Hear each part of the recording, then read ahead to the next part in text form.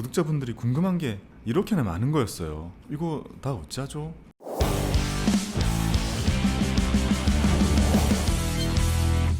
안녕하세요, 박고미입니다. 제가 이전에 ISA 영상을 여러 개 올려드렸는데요. 그 중에서 바로 이 리뉴얼 1편, 리뉴얼 2편, 뭐선 말이고 증권사 비교 영상, 이런 영상들에 여러분들께서 궁금하신 것들을 댓글로 문의를 주셨는데요. 하루는 날을 잡아가지고요, 질문 남겨주신 걸 다 캡처해가지고요 모아봤는데요. 세상에 워드로 100페이지가 넘게 나오는 거예요. 그래서 처음에는 이걸 어떻게 답변을 드리면 좋을까 고민을 했거든요. 비슷한 질문끼리 묶어서 영상을 만들까, 아니면 뭐 질문마다 잘라서 쇼츠를 만들까, 그러다가 도저히 답이 안 나와서 그냥 얼마가 걸려도 다 답변을 드리기로 했습니다. 그렇게 모든 질문에 대해서 한 분 한 분 답변을 드리는 댓글 상담 챌린지라는 코너를 시작하게 되었습니다. 사실 뭐 조회수가 잘 나오거나 뭐 그럴 만한 콘텐츠는 아니지만 궁금증이 있으신 분들에게는 아마 도움이 되지 않을까 생각합니다. 댓글 상담 챌린지를 운영하는 방식은요, 첫째, 영상 아래에 댓글을 남겨주시는 질문을 제가 아는 선에서 답변을 드릴 거고요. 둘째, 당분간은 ISA 영상 위주로 하고요. 어느 정도 뭐 이 정도 됐다 싶으면 그 다음은 연금저축, 그 다음은 IRP, 이런 식으로 넘어갈게요. 셋째, 100개 정도씩 질문을 끊어가지고요 영상으로 만들 생각이고요. 넷째, 영상 하단에 질문을 주신 분들의 아이디와 질문을 인덱스로 쭉 표기를 해둘 테니 본인의 질문을 찾아서 눌러서 확인하시면 되도록 해놓겠습니다. 다섯 번째, 분명 답변 드리다가 제가 잘못 말씀드리는 게 중간중간에 생길 거거든요. 그런 내용들은 다음 챌린지에서 꼭 먼저 짚고 넘어가도록 노력할 거고요. 여섯 번째, 모두에게 도움이 될 만한 좋은 질문을 남겨주신 분들께는요, 제가 가지고 있는 도서를 선물로 드리도록 소소한 이벤트도 준비하겠습니다.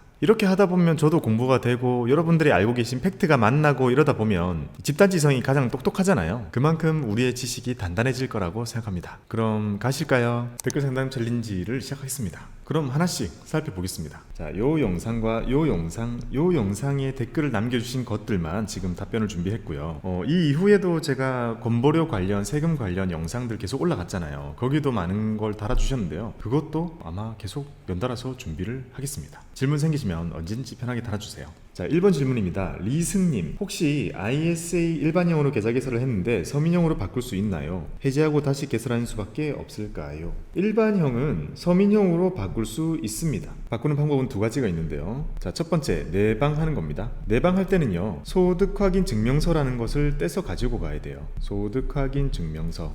우리가 홈택스 사이트에 들어가 가지고요, 공인인증서로 로그인을 하게 되면 개인종합자산관리 계좌 가입용 소득확인 증명서라는 서류를 뗄 수가 있거든요. 그걸 떼서 내 소득이 5천만 원 이하라는 것을 증명하는 서류를 내야 우리는 서민형으로 개설할 수 있고요. 그걸 증명할 수 있는 서류를 가지고 내방을 하셔야 됩니다. 자, 두 번째는 유선으로 신청이 가능해요. 이때는 소득확인 증명서 이거를 필요한데요, 요거를 팩스로 보내거나 또는 뭐 이메일로 보내거나 이런 식으로 다양한 방법으로 회사에 보내게 되면, 그게 확인이 되면 일반형을 서민형으로 전환하실 수 있습니다. 해지하고 다시 개설하실 필요까지는 없습니다. 그리고 소득 기준이 5천이라고 하셨는데요, 이게 세전인가요, 세후인가요? 아시는 분 답변 부탁드립니다. 이 둘 중에 하나를 선택해라고 하면 세전이라고 말씀을 드릴 수 있지만, 사실 우리의 소득이라는 것은요, 기준에 따라서 되게 많이 달라져요. 예를 들면 뭐 실수령액 또는 연봉계약서상에 또는 국세청에서 집계되는 등등, 어떤 걸 기준으로 하느냐에 따라서 우리의 소득이라는 건 상당히 달라집니다.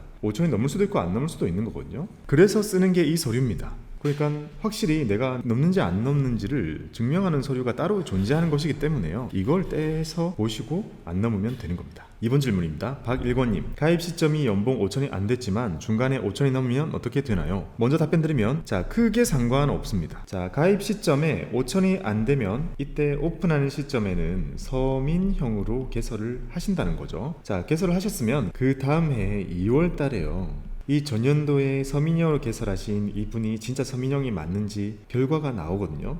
그게 맞다면 그대로 유지가 되고요. 만약에 이때 전년도에 5천이 넘는 걸로 결정이 되게 되면 일반형으로 전환이 되도록 되어 있습니다. 만약에 이때, 즉 이때는 5천이 안 넘었잖아요. 그래서 이때 개설하시고 이때 실제로 5천이 넘지 않았다면 이때 서민형으로 유지되는 걸로 결정이 날 거 아니에요. 그러면 이 다음에는요, 쭉 시간이 지나가서 언젠가 해지를 하거나, 즉 재가입을 한다는 소리죠. 해지하고 재가입할 때나 또는 만기 연장이라는 작업을 해주실 때 이 시점에 또다시 한번 자격검증이 발생하게 됩니다. 그러니 내가 개설을 할 때 5천이 넘지 않았다면 우선에 내가 설정해 놓은 만기까지 쭉 사용하는 것은 가능하다는 거죠. 만기는 넉넉하게 해두시는 것이 좋을 것 같습니다. 3번 질문입니다. 수니킴님, ISA를 개설했는데 그 증권사가 마음에 안 드는데 도중에 해지하고 타 증권사로 옮길 수 있나요? 네, 가능합니다. 오케이, 가능합니다. 먼저 해지하고 옮기는 거는 당연히 되는 거고요. 더 중요한 건 이거죠. 해지하지 않고 옮길 수 있습니다. 이걸 이전 제도라고 하고요. 우리가 연금 저축이나 IRP나 이렇게 이전이 가능한 계좌들 있잖아요. 마찬가지로 ISA도 증권사 간에 해지를 하지 않고 이전이 가능합니다. 그 제도를 활용하시면 되겠습니다. 자, 4번 질문입니다. 이리환님, ISA 계좌에서 ETF 투자하려면 신탁형으로 만들어야 하나요? 네, 맞는데요. 우선에 신탁형 ISA 계좌에서 ETF 투자하려면요, 신탁형과 중개형으로, 즉 원하시는 ETF를 직접 매매하시려면 신탁형과 중개형 둘 다 가능합니다. 하지만 제 생각에는요, 지금 새로 여실 거라면 중개형을 여시는 것이 낫습니다. 5번 질문입니다. BMAPXD님, 계좌 설명에 의무가입기간 경과 전 납입 원금을 초과하지 않는 선에서 자유로운 중도 인출을 허용, 납입 원금 초과 시 중도 해지로 간주라고 되어 있는데 자유 입출금이 맞나요? 네, 자유 입출이라는 말은 여기 보시면요, 납입 원금 밑에 있잖아요. 자, 납입 원금 부분은요, 출금이 가능합니다. 예를 들어서요, ISA에 내가 100만 원을 넣었어요. 근데 이게 시간이 지나서 계좌에 200만 원이 되었잖아요. 중간에 내가 페널티 없이 뺄 수 있는 자금은 여전히 100만 원입니다. 내가 넣은 돈만큼은 뺄 수 있고 그로 인해 불어난 것만큼은 뺄 수 없도록 되어 있습니다.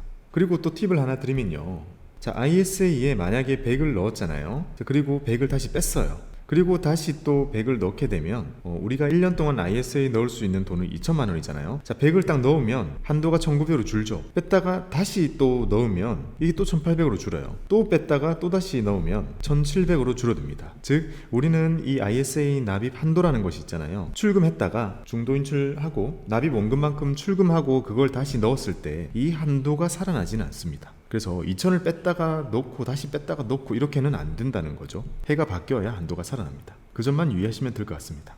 6번 질문입니다. 유군님, 안녕하세요. ISA 만기 시 타사 IRP로 이체가 가능할지, 이체 수수료는 없을지 궁금합니다. IRP가 만기되고 나서 다른 회사의 IRP로 이체가 가능할지, 즉 우리는 연금 전환이잖아요. 이게 연금 전환을 타사로 하는 것이 가능한지, 네, 가능합니다. 가능하고요. 이체 수수료 없습니다. 간단하죠? 7번 질문입니다. 선은강님, 만기 시에 자동 매도된다는 말이 있습니다. 그런데 NH투자증권에서 만기 없이 평생 운용이라고 써 있던데 그런 만기가 없으니까 자동 매도되는 일도 없는 것인가요? 그리고 한 가지 더 궁금한 것은 납입 한도가 1억 원인데 만약 1억 원까지 넣은 상태라면 배당 수익은 계좌로 입금이 안 되는 것인가요? 질문이 여러 가지실 것 같은데요. 저기서 말씀드릴게요. ISA의 가장 기본적인 세팅 값은 만기 시에 자동 매도라는 것이 적용이 되어 있어요. 이미 과거의 것은 그렇게 되어 있어 가지고요. 지금은 제도가 바뀌었지만 아마 이게 달라지는 않았을 거예요. 그래서 만기 시 자동 된다는 말은 우선에 맞는 말이고요. 만기 없이 평생 운용이라고, 요거는 이번에 ISA가 개정이 되게 되면서 만기를 자유롭게 정할 수 있습니다. 즉 무한대로 정할 수 있어요. 2300년으로 잡아두시면 돼요. 9999년으로 해두셔도 되겠죠. 그렇게 해두면 만기는 늘어놓고 언제든지 중간에 그 만기가 되기 전에, 즉 은강님이 여기서 가입을 하시고요, 만기를 100년으로 잡아뒀어요. 100년으로 잡아뒀는데 중간에 한 50년 지나고 해지를 했어요. 전혀 상관없어요. 이 3년 만 지난 상태에서 해지를 한다면 이 만기라는 것과 이 해지를 하는 것이 같은 개념이 아니거든요. 그러니까 만기라는 것은 결국 내가 이 계좌를 원하면 해지할 수 있겠지만 언제까지는 가만히 두면 쓸 수 있는지를 정해놓은 것이 만기 날짜의 개념입니다. 그래서 만기는 아주 넉넉하게 해두시면 되고 해지는 언제든지 우리가 3년만 지난 시점에 해지를 해도 되는 거거든요. 그러니까 요 말은 그 말이에요. 우리가 만기를 자유롭게 정할 수 있으니까 평생 운영할 수 있다, 이런 말이고요. 만기를 거의 무제한 해놓기 때문에 자동 매도되는 일은 사실상 없다고 볼 수 있는 거죠. 만기를 급격하게 짧게 잡아둔다면 요거 때문에 골치 아플 수 있지만 길게 잡아두면 아무 문제 없어요. 그리고 자, 납입 한도가 1억인데 1억까지 넣은 상태라면 배당 수익은 계좌로 입금이 안 되는 것인가요? 자, 여기서 배당은요 납입이 아니에요. 그죠? 내가 넣는 돈이 납입이기 때문에 내가 넣는 돈이 한도가 다 찼다면 더 이상 안 들어가겠지만 거기 들어있는 자산들로 인해서 생겨나는 배당 수익은 납입으로 보지 않기 때문에 계좌로 정상적으로 입금이 됩니다. 다음은 8번 노정희님입니다. 소득 없는 주부는 서민형 ISA 개설할 수 있나요? 네, 물론 서민형으로 가능합니다. 우선 방법은 여러 가지가 있는데요. 자, 첫 번째는요, 내방하는 방법이 있겠죠. 내방할 때는요, ISA 가입용 소득 확인 증명서 요거 떼가지고요 첨부해서 가시면 만드실 수 있고요. 근데 두 번째 방법이 좀 더 좋은 것 같습니다. 요거는요, 자, 비대면으로 일반형을 먼저 개설을 해요. 서민형은 비대면으로 개설할 수가 없고요. 일반형으로 비대면 개설을 한 후에 그 다음에 이 서류 있죠. 이 서류를 증권사로 전송하는 방법인데요. 전송하는 방법은 통상 팩스로 보내거나 또는 유선으로 발급 번호를 알려주거나 아니면 이메일로 스캔 파일을 첨부하는 방법 등으로 증권사에 보내가지고요. 서민형으로 전환하는 방법이 있습니다. 이게 방문 없이 할 수 있는 가장 편한 방법이라고 볼 수 있고요. 그 다음에 세 번째 방법은요, 요거는 미래에셋 증권에서만 해주는 서비스더라고요. 일반형을 비대면으로 개설하잖아요. 그러면 서민형 조건에 해당되시는 분들은요 자동 전환을 해줍니다. 이게 많이 힘든 부분인지는 모르겠는데요, 미래에서 이게 제공해주고 있더라고요. 그래서 우선에 서류를 떼기가 힘들거나 이렇게 보내는 절차가 힘들다면 서민형으로 개설을 하셔야 되는 분들 같은 경우는 미래에셋 증권에서 개설하시는 것이 지금은 가장 좋습니다. 다음은 9번 질문입니다. BJK님, 서민형으로 가입했다가 다음에 금융소득이 2천만원 이상이 돼버리면 일반형으로 바뀌나요? 그리고 와이프도 가입시키려고 하는데 무직자 주부는 서민형으로 가입이 가능한가요? 삽니다. 자, 먼저 서민형으로 가입을 했어요. 근데 그 다음에 금융소득이 2천만원 넘어가게 되면 금종세자에 해당이 되겠죠. 금종세자가 되고 나면요, 바로 다음 해 4월 달에 금융기관에 이분은 금융소득 종합 가세자입니다 통보가 되거든요. 통보가 되면요, 계좌를 사실상 사용할 수 없게 됩니다. 사실상 사용할 수 없고 더 뭐 매수를 하거나 입금하거나 그런 거 안 되고 없애는 쪽으로 가도록 돼 있으니까요. 언제라도 내가 금융소득 종합 가세에 해당이 된다 그러면 그 다음 해에 더 이상 이 ISA 계좌는 쓸 수 없겠구나 생각하시는 것이 낫습니다. 그 다음은요, 와이프도 가입시키려고 하는데 무직자 주부는 서민형으로 가입이 가능한가요? 네, 가능합니다. 자, 방법은 세 가지가 있습니다. 첫 번째, 서류를 떼 가지고요, 자, 서류와 함께 내방하는 방법이 있고요. 자, 두 번째 방법은요, 비대면으로 일반형을 먼저 개설하신 후에 서민형으로 전환 신청을 하시는 거거든요. 네, 전환 신청을 하는 거는 우리가 ISA 가입용 소득 확인 증명서를 증권사에 보내야 되잖아요. 보내는 방법이 여러 가지가 있습니다. 우선에 유선으로 발급 번호를 알려주는 방법, 또는 팩스로 전송하는 방법, 또는 이메일로 스캔 파일을 첨부하는 방법, 이렇게 증권사에 내 서류를 보낸 후에 전화해가지고 서민형으로 전환해 주세요 하면 바꿔줍니다. 자, 이게 내방 없이 할 수 있는 두 번째 방법이고요. 그 다음에 세 번째 방법은 미래세 증권 같은 경우는요, 서민형 자동 전환 기능이 있어요. 이게 뭐냐면요, 비대면으로는 일반형밖에 개설이 안 돼요. 이거는 전 증권사 공통이고요. 일반형 개설해 놓고 나서 서민형으로 바꾸는 것은 내가 따로 증빙을 해야 되지만 미래세 증권 같은 경우는요, 1년이 지나서 그 다음 해 2월 달에 자격검증이 일어나게 되거든요. 그때 서민형이 충족되시는 분이네? 그러면 서민형으로 바꿔준다고 합니다. 좋죠? 10번 질문입니다. GJ님, 국내 상장 미국 ETF 주식 매매도 되는 건가요? 네, 국내 상장된 미국 ETF라는 것은 국내 상장된 미국에 투자하는 ETF를 말씀하시는 것 같으니까 이런 거 말씀하시는 거 있죠? 코덱스, 나스닥, 그리고 타이거, S&P 500 등등 이런 식으로 우리나라의 ETF지만 미국 시장에 투자가 되는 이런 ETF들은 매매를 하실 수 있습니다. 요거는 가능하죠. 다음 질문입니다. 다음은 연금저축 계좌는 55세까지 안 되는데 이건 3년만 가지고 있으면 자율 인출 주식 매매가 지속적으로 되는 건지요? 네, 맞습니다. 연금저축 계좌는 세공제 받았다면 사실상 55세까지 인출 안 된다고 보시는 게 맞죠. 연금 수령 신청을 하시기 전까지는 출금 생각을 안 하시는 것이 낫습니다. 하지만 ISA는 3년만 가지고 있으면, 그러니까 3년 동안 해지만 안 하면 그 사이에도 원금은 인출도 되고 3년이 지나고 나서도 내가 해지를 하지 않는다면 주식 매매 지속적으로 할 수 있습니다. 물어보신 거 다 가능한 부분입니다. 11번 질문입니다. 보미킴님입니다. 출금이 안 되는 통장인가요? 아니요, 출금이 되는 통장입니다. 출금이라는 것은 납입, 내가 직접 내 손으로 넣은 원금 부분이 출금이 가능합니다. 그러니까 예를 들어 100만 원을 넣어서 10만 원이 불어나 있어서 계좌 속에 110만 원이 있다면 나는 만기 여부와 상관없이 이 100만 원만큼은 출금이 가능한 금액으로 떠 있습니다. 계속 뺐다 냈다 할 수 있어요. 12번 질문입니다. 뚝심TV님입니다. 그럼 ISA에서 해지할 때 400만 원을 연금저축으로 넣으면 이렇게 연금 전환을 하면 그 해에 연금저축은 따로 넣을 필요가 없게 되는 건가요? 네, 맞습니다. 연금저축을 다 채운 상태에서 전환을 하게 되면 요거는 추가 세액공제라는 이름으로 적용이 되는 거거든요. 전환하는 금액의 10%만큼을 해주고 최대 300만 원까지 해주죠. 추가 세액공제란 말이 붙는 이유는 기존에 다 채웠더라도 이만큼 더 해주겠다는 의미이고요. 물어보신 거는 내가 따로 저축을 하지 않은 해에는 요거 받을 수 있느냐? 요거 가능한 겁니다. 자, 그래서 이체를 하는 금액의 10%만큼이 이 해에 우리가 넣고자 하는 연금저축의 한도를 채워주는 역할을 하게 됩니다. 좋죠? 그러니까 3년마다 우리 ISA 만기가 되면 연금저축으로 일부 전환도 해주면서 그 해에는 연금저축에 돈 넣는 것도 건너뛸 수 있는 거죠. 13번 질문입니다. 나귀요미님, 안녕하세요. ISA 계좌 만들고 거래 안 하면 어떻게 되는 거예요? 네, ISA 계좌 만들고 거래 안 하면 아무 일도 생기지 않습니다. Nothing. 하지만 nothing but ISA 계좌는 만들고 나서 3년만 지나고 나면 그 이후에 언제든지 해지를 할 수 있게 돼요. 아무런 페널티가 없이요. 자, 근데 만들어 놓고 나서 사용 안 하다가 2년이 지난 시점에 사용을 하기 시작해도 1년만 쓰고 나면 해지를 할 수 있는 계좌가 되죠. 즉, 지금 만들어 두고 아무 거래를 안 해도 이 시간은 흘러가는 거예요. 계좌 개설한 시간은 흘러가는 거니까요. 좋죠. 그러니까 거래 안 하실 거라도 만들어 두면 좋습니다. 한투가 ISA 계좌 만들면 수수료 무료라고 해서 들고 싶은데요. 네, 증권사마다 수수료 무료에 대한 이벤트가 다를 거거든요. 그래서 만약에 혜택이 좋다면 미리 만들어 두시는 거 좋습니다. 결론은 안 쓰시더라도 만들어 두시는 것이 좋아요.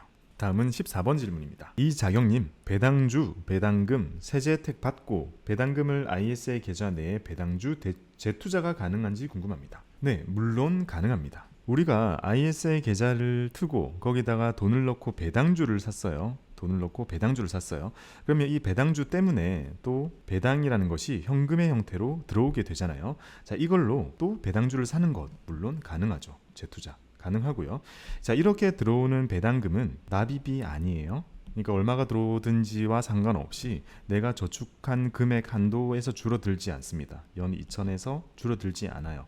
그러니까 실제로 이 계좌 속에 들어가는 돈을 체킹하는 것이 아니라 내가 내는 돈만이 납입에 해당이 되는 거고요. 그 다음에 배당은 자유롭게 들어가고 자유롭게 재투자할 수 있습니다. 15번 질문입니다. SYSI님, 그러면 위탁 계좌를 개설하지 않고 IS만 개설해도 되는 건가요? 네, 가능합니다.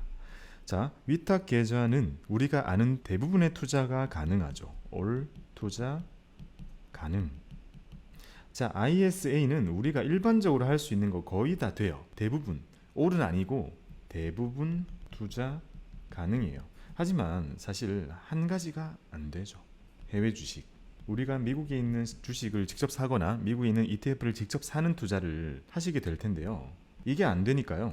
위탁 계좌를 열어두면 좋죠. 해외 주식을 하실 거라면요. 하지만 해외 주식 외에 웬만한 투자는 ISA에서 다 가능합니다.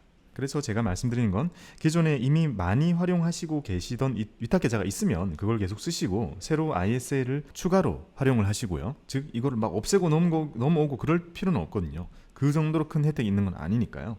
하지만 계좌가 없는 상태에서 새로 개설을 하시는 거라면 ISA를 주력 계좌로 개설해서 하시는 게 좋습니다. 자, 16번째 질문입니다. 모두 행복TV님, 모두 행복하시기 바랍니다. 올해 몇 월부터인가는 금융소득이 2천만 원 이하도 종합과세 대상에 해당된다고 하던데 그러면 어찌 되나요? 자, 금융소득 종합과세 대상자는요, 우리가 1년치를 통틀어야 되잖아요. 1년이 지나고 나서 그 다음 해에 알 수 있게 되는 거잖아요. 그 다음 해에 4월에 결과가 나오고 그것이 통보가 되게 됩니다. 그러면 그 전년도에 개설해 놓은 서민형이나 일반형 이런 것들이 캔슬되게 돼요. 부적격 통보가 되게 되고요. 부적격 통보가 되면 그 ISA 계좌에는 입금도 안 되고 추가 매수도 안 되도록 제한이 되고요. 최종적으로 부적격이 확정이 되게 되면 계좌는 해지를 해야 하도록 되어 있습니다. 자, 17번 질문입니다. 이지선님, ISA 계좌는 일반 시중은행 가서 개설하나요? ISA 계좌는요, 은행에서도 개설하실 수 있고 증권사에서도 개설하실 수 있습니다. 하지만 저는 답변 먼저 드리면요, 증권사에서 개설하는 것이 좋습니다. 왜냐면요, 주식이 되잖아요. 그러니까 주식 거래를 하실 거라면 이왕 언젠가 하실 거라면 증권사에서 개설하시는 것이 좋고요. 대표적인 대형 증권사들은 뭐 많죠. 미래에셋, 삼성증권, 한국투자증권, KB증권, 신금투, 키움증권, NH투자증권, 하나투자증권, 한화투자증권 등등 이렇게 우리가 흔히 볼 수 있는 그런 증권사를 이용하시면 됩니다. 그냥 증권사에 하세요. 자, 다음은 최선님입니다. 18번째 질문입니다. 질문이 있는데 ISA 계좌는 200만원까지 비과세 혜택이 있으니 3년 만기되면 다시 새로 개설하는 것이 유리한가요? 쭉 가져가는 것이 유리한가요? 자, 이걸 정말 궁금하신 분들 많을 거예요. 먼저 최선님께는요, 제가 책을 하나 선물로 드릴게요. 좋은 질문입니다. 요거는 저한테도 개인적으로 많이 질문이 들어오는 부분이에요. 자, 최선님께는 어떤 책을 드릴 거냐면요, 최선님께는요 이렇게 돈의 밝은 아이로 키워라 라는 책을 선물로 드리겠습니다. 돈 밝아 라고도 하고요. 자, 이 책은 제가 영상에서도 소개해 드린 적이 있는데요, 책이 만들어지는 것에 저도 상당히 많은 이런저런 관여를 했던 책이고요. 원래는 제가 쓰고 싶었던 책이었는데, 이 책은 우리 부모님들께서 자녀에게 돈 공부를 하실 때 어떤 것들을 찾아서 스스로 공부하고 아이들에게 알려주면 좋을지, 그런 돈 교육에 대한 내용을 중점적으로 다룬 책입니다. 이 책 드릴게요. 축하드립니다. 최선님께는 돈 발가 선물, 돈 발가. 그리고 최선님, 여기 밑에 보이는 이메일 주소 있죠? 요거요. 이메일 주소로 이 책 받아보실 주소 하나만 남겨주세요. 꼭 최선님께서 남기셔야 돼요. 다른 분들 말고요. 자, 3년이 만기가 되면 다시 개설하는 것이 저는 괜찮은 것 같아요. 즉 전략이요, 3년마다 그리고 쭉이라는 개념이 들죠.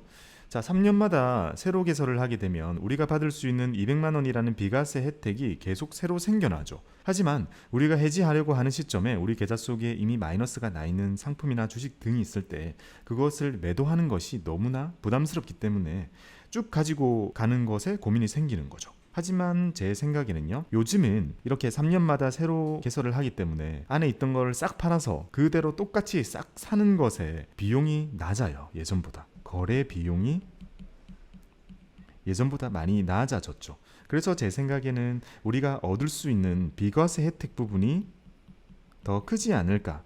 요거는 사람마다 어떤 걸 하냐에 따라서 완전히 달라지지만요, 저는 이게 좀 더 유리할 거라고 생각이 들어요. 그에 반해서 정말 쭉 가는 건요, 쭉 가다가 언젠가 내가 해지를 하는 시점에 그때까지 총 발생한 세제 혜택을 한 번에 계산하잖아요. 그러면 비과세 일부, 나머지 분리과세 혜택을 받으시게 되죠. 그러니까 어차피 우리는 짧게 끊어가도 혜택은 받을 수 있고 쭉 가더라도 혜택은 받을 수 있지만, 이런 비과세 혜택을 3년마다 받으려면 새로 개설하는 것이 보통은 나을 것 같습니다. 19번째 질문입니다. 정봉집사님, 개인사업자도 세제 혜택을 받을 수 있는 건가요? 당연히 물론입니다. 자, 요거는요, 개인사업자 그러니까 소득이 있고 없고와 상관없이요, 누구나 얻을 수 있는 혜택이죠. 왜냐하면 보통 우리는 세액공제나 소득공제처럼 우리가 이미 냈던 세금의 일부를 돌려받는 세제 혜택이 아니라요, 내가 계좌 속에서 수익이 났을 때 원래 이 수익이 난 것에 대해서 세금을 물리는 것을 줄여주거나 없애주는 거잖아요. 그러니까 이 계좌 속에서 누가 하던 간에 수익이 발생하면 생기는 세금을 깎아주는 거라서요, 누구나 혜택을 받을 수 있게 되어 있는 겁니다. 개인사업자와 상관없이 혜택을 받으실 수 있습니다. 자, 20번 질문입니다. 에이스님, 장기 투자로 계속 가져갈 생각이면 불리한가요? 만기시 해지해서 현금화하라는데 주식이 올라서 다시 재구매할 수 없는 금액일 수도 있지 않나요? 초보라서 질문이. 요거는 바로 앞에서 말씀해 주셨던 최선님에 대한 답변과 동일한데요. 우리가 가만히 생각해 보면요, 3년이 지났어요. 즉 우리는 이제 해지를 할 수 있는, 해지가 가능한 시기가 만약에 지났을 때 계좌 속에 플러스 난 것들도 있고 마이너스 난 것들도 있겠죠. 이게 금융상품이든 주식이든 막 섞여 있을 거예요. 여기서 말씀하셨던 거는 주식을 매도하고 다시 매수를 한다면 매수 단가가 달라지죠. 매수 단가가 바뀌죠. 그리고 어떤 일이 생기죠? 매도를 하고 매수할 때 거래 비용이 발생하죠. 하지만 결론적으로 우리가 가지고 있는 수량의 개념은 동일하다고 볼 수 있죠. 그러니까 만기쯤에 주식이 올라서 만약에 3만 원에 샀는데 만기쯤에 5만 원이 되어 있어요. 그러면 이거를 매도를 하면요, 현금이 5만 원이 들어오는 거잖아요.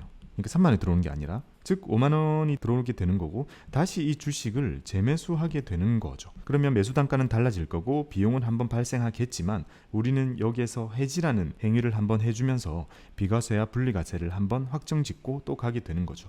우리가 끝없이 보유하고 싶은 그런 주식이 있더라도 제 생각에 ISA 계좌에서 3년마다 계속 재매수 동일한 수량으로 재매수 해주는 것이 그렇게 나쁜 건 아닌 것 같아요. 왜냐면 누적 수익률이 몇백 프로 이런 거를 계좌상으로 가질 수는 없겠지만 어쨌든 우리가 가지고 있는 그 수량은 바뀌지 않으니까요.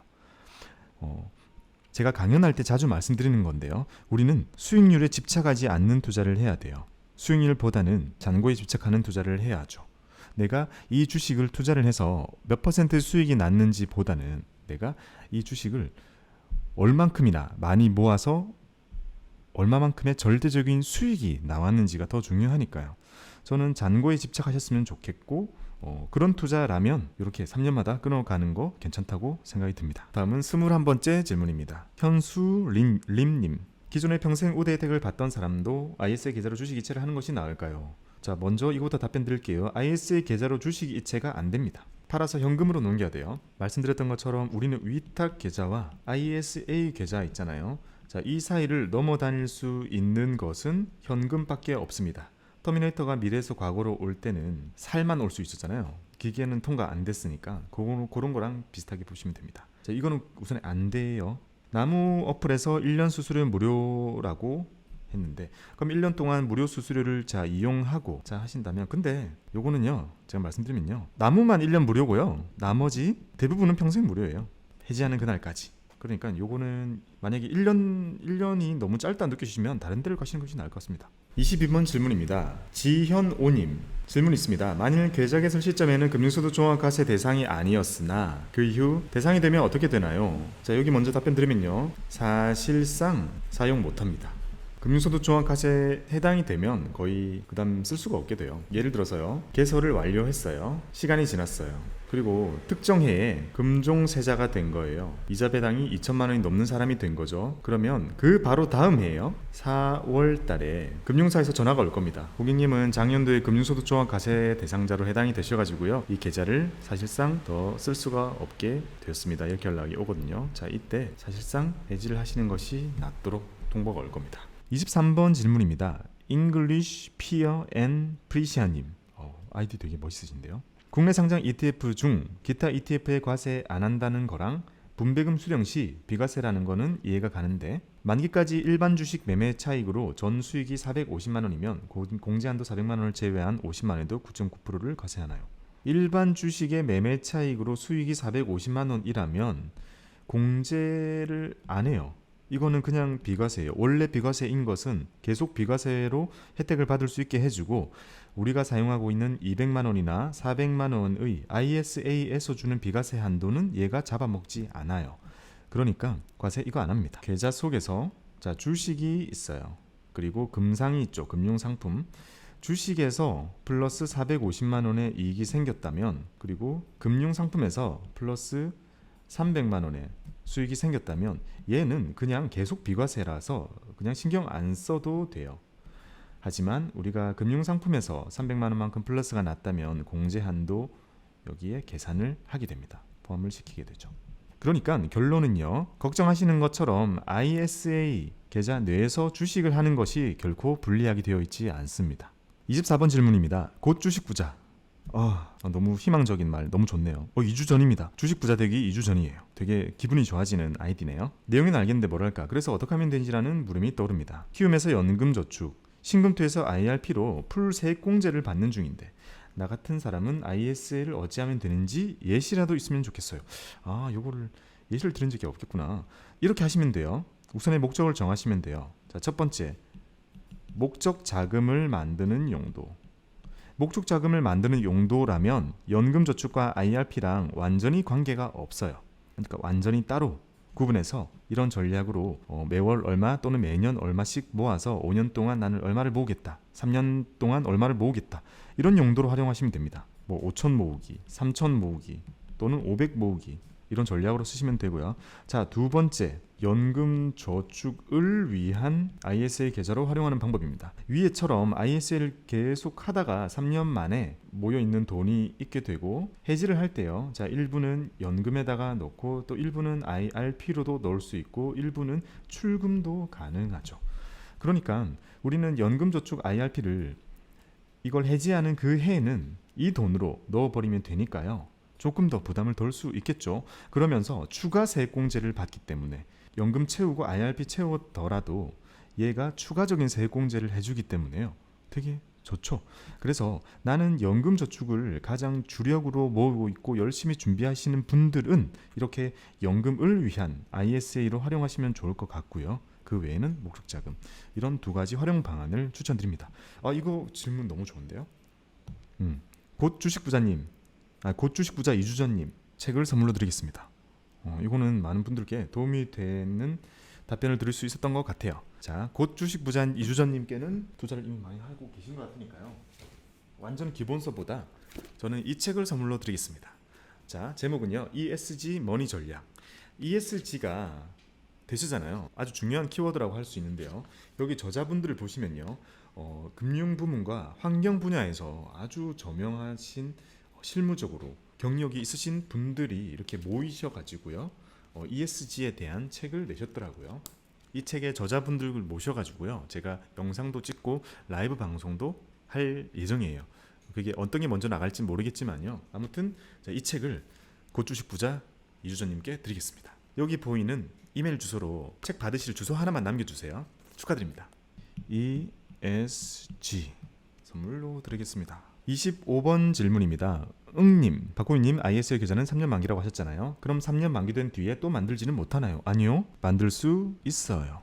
3년마다 계속 만들 수 있어요. 3년이 지난 시점에 내가 원할 때 해지를 할 수 있잖아요. 그러니까 3년, 그 다음 거는 어쩌다 보니 4년, 그 다음 것도 3년, 그 다음 거는 외국에 막 나갔다 와서 5년, 그 다음 거는 또 3년 맞춰서 해지하면서 내 평생에 이걸 계속 없앴다가 새로 만들었다가 하실 수 있습니다. 그러니까 매번 없애고 새로 만들 때마다 세제 혜택 한도가 살아나는 거잖아요. 그러니까 동일한 투자를 쭉 하시더라도 계속 그 혜택을 받으시면서 하시는 것도 좋은 방법인 것 같아요. 자, 26번 질문입니다. 잉글리시 피어 앤 프리시아님, 서민형 계좌를 팠다고 가정했을 때 배당금도 15.4% 공제 안 하나요? 네, 안 합니다. 이 말이 맞는 거죠. 맞게 알고 계신 거예요. 배당금도 공제 안 하고 들어와요. 그리고 그 돈들은 다 쌓여가지고요, 추후에 해지할 때 한꺼번에 계산이 돼요. 이게 가능한 이유는요, 우리가 특정 금융상품 같은 걸 할 때, 자, 위탁 계좌가 있잖아요. 여기에 자 배당금이 들어올 때는 증권사에서 이 배당금에서 15.4를 원천 징수하죠. 그래서 증권사에서 나 대신 국가에 세금을 내주는 겁니다. 그러니까 증권사에서는 ISA 계좌인지 위탁 계좌인지를 명확히 볼 수 있잖아요. 그러면 여기 ISA 배당 들어올 때는 원천 징수를 그냥 안 해요. 그리고 통째로 들어가고 먼 훗날 해지를 할 때 그동안 여기에 쌓인 이 배당금들이 얼마지 하면서 합해서 계산하게 되는 겁니다. 27번 질문입니다. 향란유님, ISA 건보료 문제 설명 좀요. 이게 건보료에 대해서 많은 얘기가 ISA에 대해서 나오고 있습니다. 그 이유를 사실 깊이 얘기하면 너무 어려운데요. 간단히 설명드리면요, 우리가 금종세자, 금융소득 종합과세자는 연 금융소득이 2천만 원을 넘어가게 되면 해당이 되잖아요.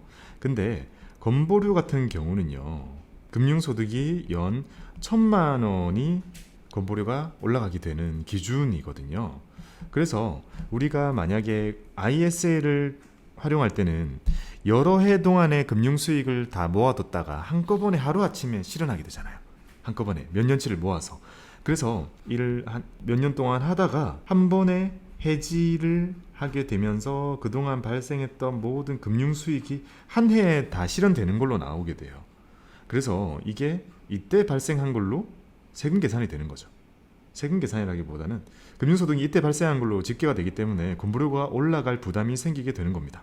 요거는 우리가 일반적으로 건보료에 대해서 신경을 안 쓰고 계신 분들은 계속 신경을 안 써도 될 거예요. 대부분의 경우는요. 하지만 이미 나는 건보료가 올라가는 것에 대해서 많은 부담을 느끼고 계신 그런 상황이 계시다면 보통 이것 때문에 ISA를 안 하시거든요. 보통 안 하실 정도로 본인께서 잘 인지를 하고 계세요.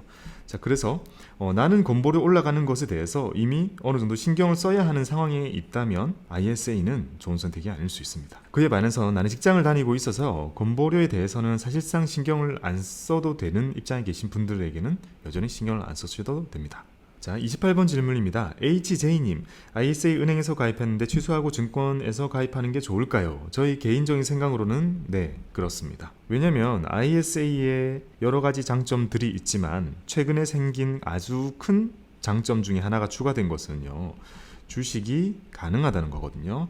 그러려면 증권사에서 개설을 하는 게 좋겠죠. IS를 활용하시면서 주식을 전혀 안 하실 분들에게는 뭐 큰 상관은 없겠죠. 다른 데서 하셔도 괜찮겠지만 저는 이걸 활용하시는 것이 좋을 것 같습니다.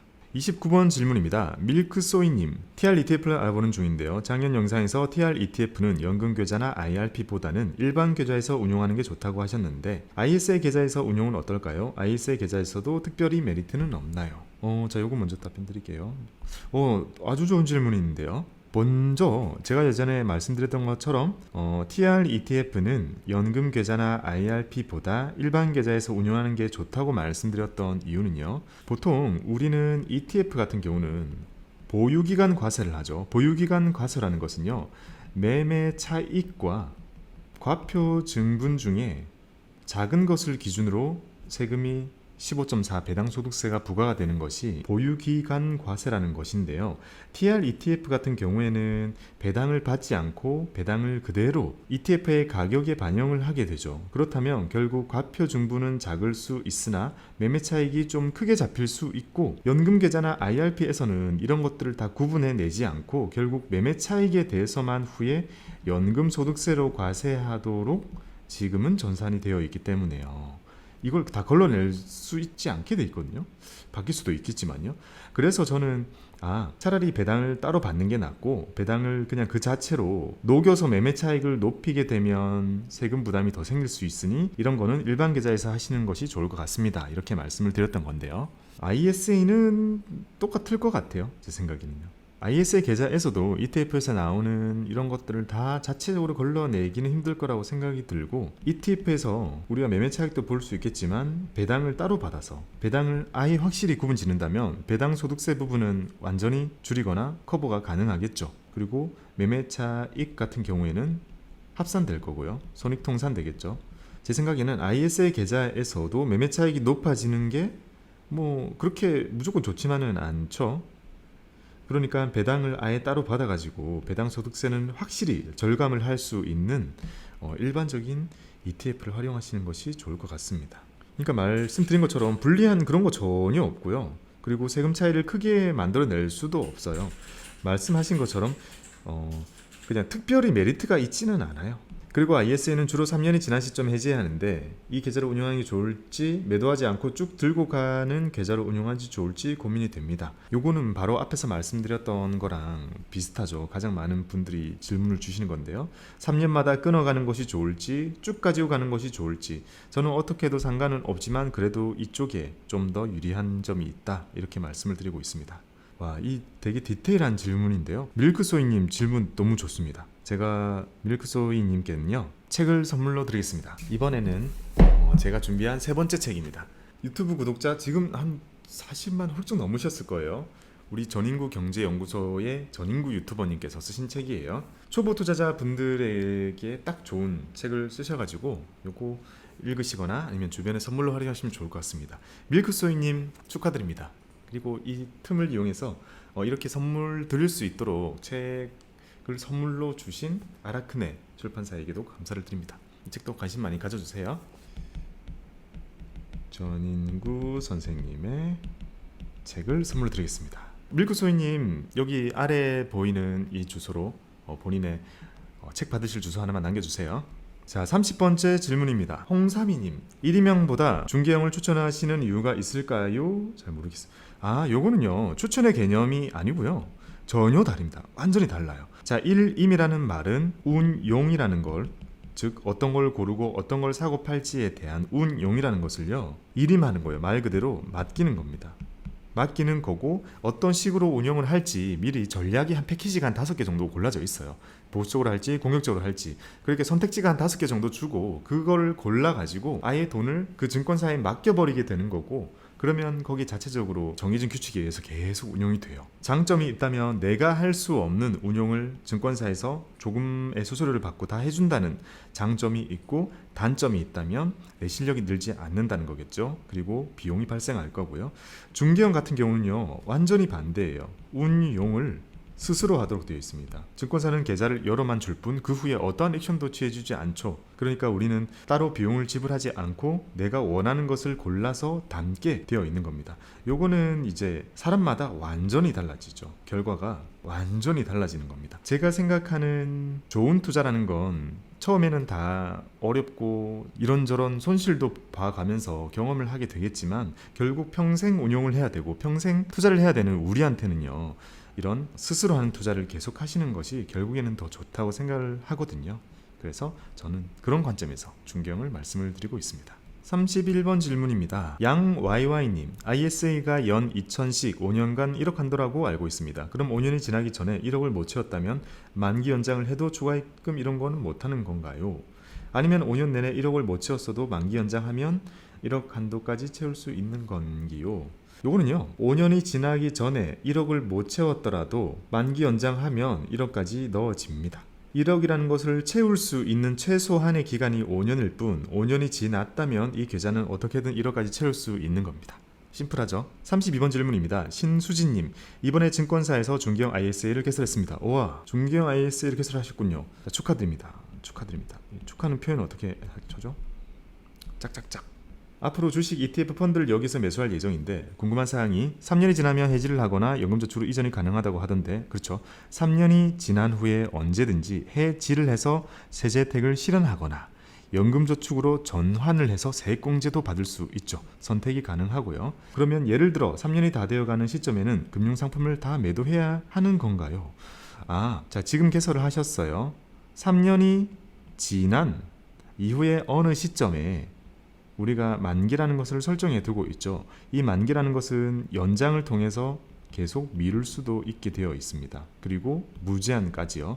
그러면 우리는 만기가 다가오고 있어요. 그러면 우리는 이걸 이렇게 연장 또는 여기서 해지를 할지 선택을 하도록 되어 있고요. 이 만기일을 기준으로 해지를 해야겠다 생각이 드신다면 미리 매도를 시작하셔야 됩니다. 그리고 만기가 도달하고 나서 한 달 뒤까지는요, 매도를 해도 괜찮도록은 되어 있어요. 근데 서두를 필요는 없으니까 이번 만기를 나는 한번 끊어가는 단계로 활용해야겠다, 해지를 해야겠다 생각이 들면 미리 파시는 것이 필요합니다. 그렇게 매도를 다 하고 완전히 현금으로 만들어야 해지가 가능하고요. 해지를 하고 나면 이제 이거를 그냥 출금할지 연금으로 전환할지 금액을 서로 선택할 수 있게 되어 있고요. 일부만 연금 전환이 가능하기 때문에 큰 부담 없이 필요한 만큼만 연금저축으로 이전을 하시면 되고요. 만기 해지를 하고 나서 60일 안에 연금저축으로 이동이 되기만 하면 되니까요. 전반적으로 만기가 다가올 때쯤에 우리가 의사결정을 할 수 있는 시간적인 거는 넉넉하다고 생각이 들어요. 그래서 만기만 우선 기억하고 있다가 만기가 다가오면 이번에는 좀 팔아야겠다. 그러면 미리 조금씩 팔아주는 게 좋고요. 그 다음에 만기가 되면 이제 현금화 시킨 다음에 얼만큼을 연금저축으로 옮길지 얼만큼을 출금할지 이런 고민을 하시는 게 좋죠. 그리고 해지를 하고 나면 바로 새로 하나 개설하시면 되고요. 33번 질문입니다. 비비몽님, 그럼 현재 보유하고 있는 증권 계좌를 ISA 계좌로 변경할 수 있나요? 이거는 안 됩니다. 증권 계좌와 ISA 계좌는 속성이 완전히 달라요. 이거는 호환도 안 되고 이렇게 바꾸고 이동하는 게 안 되게 돼 있습니다. 기존에 있는 증권 계좌와 상관없이 ISA 계좌를 새로 오픈해 주셔야 됩니다.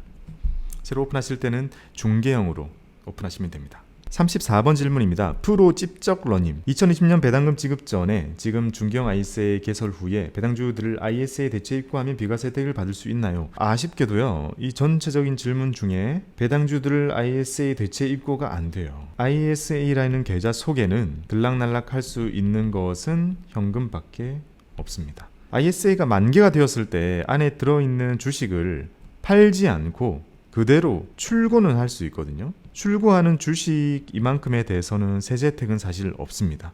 그래서 우리가 매수한 단가를 그대로 유지하고 싶고 주식을 팔고 싶지 않다. 그렇다면 만기가 다가올 때 이 주식을 팔지 않고 출고하는 것도 가능합니다. 저는 이렇게 할 이유가 전혀 없다고 생각을 하고 있는데요. 그래도 매도하지 않고 출고를 원하신다면 이렇게 활용하시는 방법이 있습니다. 35번 질문입니다. 배소영님, 서민형의 근로소득 5천만원 기준이 연봉 5천만원인가요? 아니면 연말정산 때 근로소득 공제 후 근로소득 금액 5천만원을 의미하는 것인가요? 앞서 말씀드렸던 것처럼 우리는 이게 연봉이 기준인지 아니면 근로소득 금액 기준인지 우리조차 헷갈려 하기 때문에 이것들을 확실히 하기 위해서 자, 국세청의 홈택스 들어가가지고요. 자, 홈택스 들어가가지고요. 개인 종합 자산 관리 계좌 가입용 소득 확인 증명서를 떼시게 되는 겁니다. 정말 간단해요. 결과는요. 요거 떼 가지고 5천 안 넘으면 됩니다.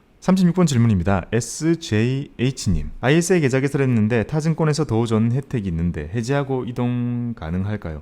네, 해지를 하시면요, 이동이라는 개념보다는 새로 오픈하는 거잖아요. 기존의 거 언제 해지했는지 그런 거와 상관없이 해지를 하셨다면 그 날부터 바로 새로운 계좌는 오픈이 가능합니다. 그러니까 항상 내가 많은 투자를 이미 해놓은 게 아니라면, 해지하는 게 그렇게 부담이 없다면 더 좋은 혜택을 찾아서 이동하시는 것은 언제나 나에게 일정한 이득을 주죠. 37번 질문입니다. 김대용님, 3년 5년만 운용할 수 있나요? 네, 가능합니다. 3년 이상이라면 언제든지 우리가 만기라는 것을 정하도록 되어 있거든요. 그리고 만기를 정할 때 특별한 제한 같은 게 전혀 없고요. 연장도 가능하고요. 이런 만기와 해지는 아예 다른 개념이에요. 3년만 지나면 언제든지 해지를 해도 되고 혜택을 다 받을 수 있다는 것을 말하고요. 우리가 계좌를 언제까지 운용할지는 만기라는 것으로 정하도록 되어 있습니다. 자, 38번 질문입니다. 프리다 칼로 해피 프리스탈님, 되게 묘하게 닉네임이 멋있는 것 같아요. 팬입니다. 감사합니다. 감사합니다. CMA 통장 비교해서 어떤 게 더 좋은 건가요? CMA랑은요, 목적이 전혀 달라요. 자, CMA는 현금 관리를 위한 계좌죠. 현금 관리, 그리고 플러스 CMA에서는요, 기본적인 펀드, 그리고 금융상품, 금상이라고 하는 이런 금융상품들을 다 매수 가능한 게 CMA거든요. 근데 그에 반해서 ISA는요, CMA가 못하는 주식, ETF 매수가 다 가능하도록 되어 있죠. 그러니까 결국 ISA는 완전한 투자를 위해서 활용할 수 있는 계좌입니다. 그리고 이미 50세 넘은 사람이 계좌 개설했을 땐 세공제 받을 수 있나요? 나이 제한이 따로 없어요. ISA에는요, 개설할 때만 여러 조건들이 있는데요. 그 중에 나이 제한은 19세? 19세 맞죠? 19세만 넘으면 돼요. 그 후에 세액공제, 그러니까 세액공제, 연금처럼 세액공제 받는 거 이런 거랑 큰 상관 없고요. 이 ISA 계좌 소개에서 발생한 수익에 대해서 일부 비과세, 일부 나머지 분리과세를 해주는 겁니다. 세공제, 소득공제와 상관이 없어요. 39번 질문입니다. 역지사진님, 고민님이 말씀대로 서민형이 5,500만원 이하가 맞나요? 증권사에 계좌 만들려고 보니 서민형은 5천만원 이하라고 나오네. 요거요, 5천만원이 맞습니다. 5천만원이 맞고요. 제가 영상을 찍을 때 5,500으로 얘기를 해버려가지고 자막으로는 이렇게 5천만원으로 수정 처리를 했는데요. 음성은 5,500으로 그대로 나갔어요. 요거는 영상 찍을 때 제가 실수를 한 부분이에요. 우리가 연금저축 같은 거 할 때 항상 세액공제 많이 받고 적게 받고의 기준을 5,500만원을 쓰고 있잖아요. 근데 ISA는 일반형과 서민형을 나누는 것은 5천만원이 기준이 맞습니다. 요게 맞고 5,500만원 틀린 거예요. 영상에서도 자막에서는 5천으로 이렇게 수정된 걸 반영해서 처리를 해놨습니다. 네, 안 틀리도록 더 잘 얘기를 할게요. 네, 40번님, 미스터 킴님, 이미 연금 계좌로 세공제 받는데 연 400 추가로 공제가 가능한 건가요? 네, 맞습니다. ISA에서 만기된 거를 연금이나 IRP로 옮기게 되는 것을 우리는 이렇게 부르고 있죠. 추가 세액 공제라고 부르고 있습니다. 추가 세액 공제는요, 넘기는 금액의 10%만큼을 해주고 최대 한도는 300만 원이 되겠습니다.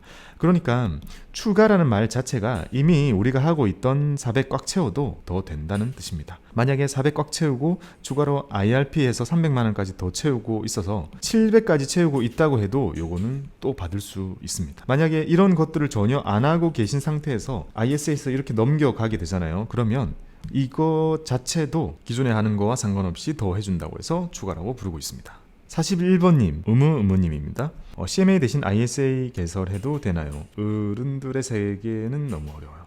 그렇죠. 투자 너무 어렵습니다. 어려워서 쉽게 하는 것에 한계가 확실히 있는 것 같긴 해요. 이 금융이라는 것은 특히 우리가 잘 생각해보면 어려운 게 이런 거 어렵잖아요. 연금저축, IRP, 그리고 뭐 ISA, 그리고 뭐 재형저축, 소장펀드 등등등 이런 거 너무 어렵잖아요. 어려운 이유가요. 이게 다 몇 년 동안 길게 투자를 할 수 있도록 보통 만들어지잖아요. 근데 그 긴 시간 동안 세상이 너무 빨리 바뀌어요. 그래서 이런 제도를 가지고 있는 계좌들의 성격도 그때그때 계속 바뀌어 가거든요. 그러니까 우리는 연금을 그냥 가지고 있으면 끝난 게 아니라 내 평생을 책임져 준다 이런 개념이 아니라 중간중간에 개정이 되고 바뀌어 갈 때마다 계속 새로운 것들을 습득해 줘야 되고 거기에 맞게 나의 투자 전략이나 포트폴리오나 이런 것들을 바꿔줘야 된다는 것이 사실 우리가 금융을 어렵게 느끼는 점들 중에 하나죠. 그래서 이번에 ISA라는 녀석이 나오게 되면서 우리의 포트폴리오 구성에 엄청 큰 변화가 생겨버렸죠. 왜냐하면 기존에는 주식을 전부 위탁 계좌라는 곳에서 했는데 지금은 위탁 계좌보다는 ISA에서 하는 게 더 낫다 보니까 이걸 다 팔고 넘어가기도 애매하고 이제 이거 새로 열면 기존에 거나 못 합쳐지니까 어렵고 이런 어려움을 항상 겪게 되는 거죠. 근데 어떻게든 제가 생각할 때는 좋은 것들을 지속적으로 계속 취해가고 나의 전략을 조금씩 수정해 가야만 평생 내가 하는 자산 관리는 되게 좋은 걸 많이 할 수 있는 것 같습니다. 자, CMA 대신에 ISA 요거는 별로예요. ISA는 입출금이 가능하긴 합니다. 입출금이요. 하지만 입출금을 완전 주 목적으로 되어 있는 계좌가 아니기 때문에요. 입출금을 할 때마다 저축 가능한 한도, 저축 한도는 계속 줄어들게 되어 있어요. 그러니까 이것 때문에 나중에 내가 의도한 대로 운용을 못할 수도 있기 때문에요. 굳이 이렇게 할 필요는 없고요. CMA는 CMA에 맞게 현금 관리, 입출금용, 결제용 계좌 모든 그런 계좌를 활용하시고요. ISA 계좌는 순수한 투자 계좌로 활용하시는 것이 좋을 것 같습니다. 42번 질문입니다. 콩나물 가드님, 현재 연봉이 5천만 원이 안 되는데 추후에 연봉이 5천만 원 이상까지 오를 것 같거든요. 지금 ISA 계좌를 개설하면 서민용으로 개설 가능한가요? 자, 우선에 가능해요. 지금 5천만 원 안 되시면 서민형으로 오픈이 가능하고요. 이게 서민형으로 잘 적격으로 개설이 된 건지 확인은요. 내년 2월 말입니다. 그러니까 올해 개설을 하시잖아요. 내년 2월 말에 올해의 소득이 5천만 원이 넘지 않았는지가 검증이 되고 그렇게 되면 서민용으로 쭉 갈 수 있습니다. 그러니까 그 후에 이제 5천만 원 이상 오르는 것은 여기에는 영향을 주지 않고요. 다만 추후에 이거를 연장이라는 것 또는 이제 해지하고 새로 오픈하잖아요. 자, 이 경우 둘 다 자격 검증 또 들어가게 됩니다. 이때는 걸리면 이때 걸린다기보다는 이때는 이제 일반형으로 하셔야 되겠죠. 일반형. 43번 질문입니다. N님, 오늘 가입하려고 들어가 보니 서민형은 지점 내방으로만 가입이 가능하다고 하네요. 증빙 서류와 근로자가 아닌 경우 서민형으로 개설이 가능한지 궁금해서 증권사에 전화하니 다른 부서에 물어보라고 하고 지점에 전화하니까 전화를 아예 안 받네요. 증권사는 뭐든 절차가 복잡하고 어렵게 해놓는 걸까요? 많은 생각이 드는 질문이네요. 자, 하나씩 답변을 드리겠습니다. 먼저 서민형은요, 지점 내방이 첫 번째 방법이고요. 다른 방법이 더 있습니다. 자, 두 번째 방법은요, 먼저 비대면으로 일반형을 먼저 오픈합니다. 그 다음에 서류를 증권사로 전송하는데요. 이 전송하는 방법은 여러 가지가 있습니다. 유선으로 발급 번호를 알려주는 방법 또는 팩스의 방법 또는 이메일로 스캔본을 첨부하는 방법, 이런 것들로 증권사로 송부를 한 후에 다시 전화해가지고 전환 신청을 해주면 됩니다. 그러니까 이렇게 하면 돼요. 서류 보냈으니까요, 저 그거 확인해 주시고 서민형으로 바꿔주세요 하면 됩니다. 일반형으로 오픈해 놓고요. 자, 2번의 방법이 지점을 내방하지 않고 할 수 있는 방법입니다. 자, 그리고 3번의 방법도 하나 말씀드릴게요. 3번의 방법은요, 요거는 현재 미래에셋 증권에서만 해주는 방법인데요. 이런 좋은 서비스를 해주고 있더라고요. 자, 일반형으로 오픈했잖아요. 시간이 지나서 서민형 조건에 충족이 되는 사람들 같은 경우에 자동 전환을 해줍니다. 요거는 다음 해 2월 달에 해주는 건데요. 자동 전환을 해줍니다. 너무 좋죠. 이거는 미래에서만 해주는 거니까요. 정말 힘드시다면 여기다 계좌를 트시는 게 낫습니다. 자, 그리고 일부러 절차가 복잡하고 어렵게 해놓는 건 절대 아니고요. 사실상 이 ISA가 한때 정말 찾는 사람이 없었어요. 정말 인기가 없었습니다. 그래서 아직 진짜 모르는 사람들이 많았던 게 사실이에요. 제가 있을 때도 ISA 갑자기 손님 생기면 이게 무슨 계좌였지? 하면서 공부를 거의 다시 해야만 응대가 가능했기 때문에 전화로 이렇게 물어보게 되면 전화가 돌아가는 경우가 있죠. 쉽지 않습니다. 바뀌는 게 너무 많기 때문에요. 지금은 시간이 좀 지났으니까 이제 다를 수 있겠지만 사실 그 많은 것과 그 많은 변화를 다 숙지하기 어렵다는 변명을 제가 대신 해드려 봅니다. 일부러 해놓지는 절대 않습니다. 자, 44번 질문입니다. 김재희님, 계좌 개설 후 입금했다가 계좌를 해지하고 1년 이내 다른 곳에서 계좌 개설하면 전 계좌에서 입금했던 만큼 한도 금액은 줄어드나요? 아니요, 줄어들지 않습니다. 계좌 개설을 해지한 그 해에 내가 저축을 하면 그 해에는 한도가 줄어 있을 거잖아요. 그 해 다른 곳에서 계좌 개설을 새로 하게 되면 이전에 한도가 줄어들어 있으니까 이거를 넣지 못하게 되는 거 아닌가?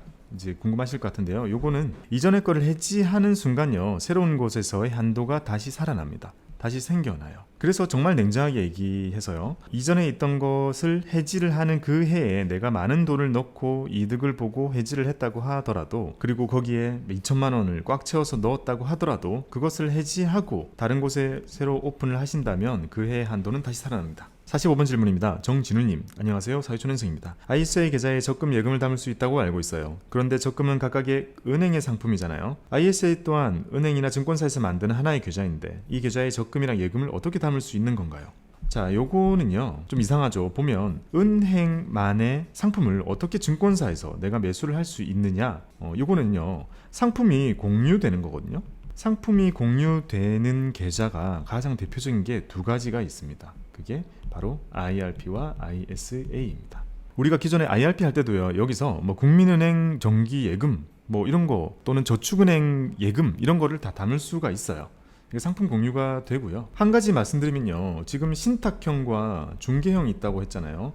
중개형은 예금이 불가해요. 신탁형은 예금은 가능하지만 대신 주식이 안 되죠. 내 손으로 한다는 건 거의 비슷하지만 이런 차이를 꼭 염두에 두고 활용하시면 될 것 같습니다. 자, 이렇게 상품 공유를 하는 세제 혜택이 있는 일부의 계좌들이 있어요. 바로 그게 IRP와 ISA고요. 그렇기 때문에 삼성증권에서 ISA 계좌를 만들고 국민은행에 적금을 거기 라인업이 되어 있기만 하면 담을 수 있습니다. 46번 질문입니다. 황원식님, 궁금한 게 있는데 ISA 계좌 만기 시점의 손익에 대해 200만원까지 비과세라면 만기 직전에 총 매도 후 바로 재매수하면 만기 시점 손익이 0으로 잡히나요?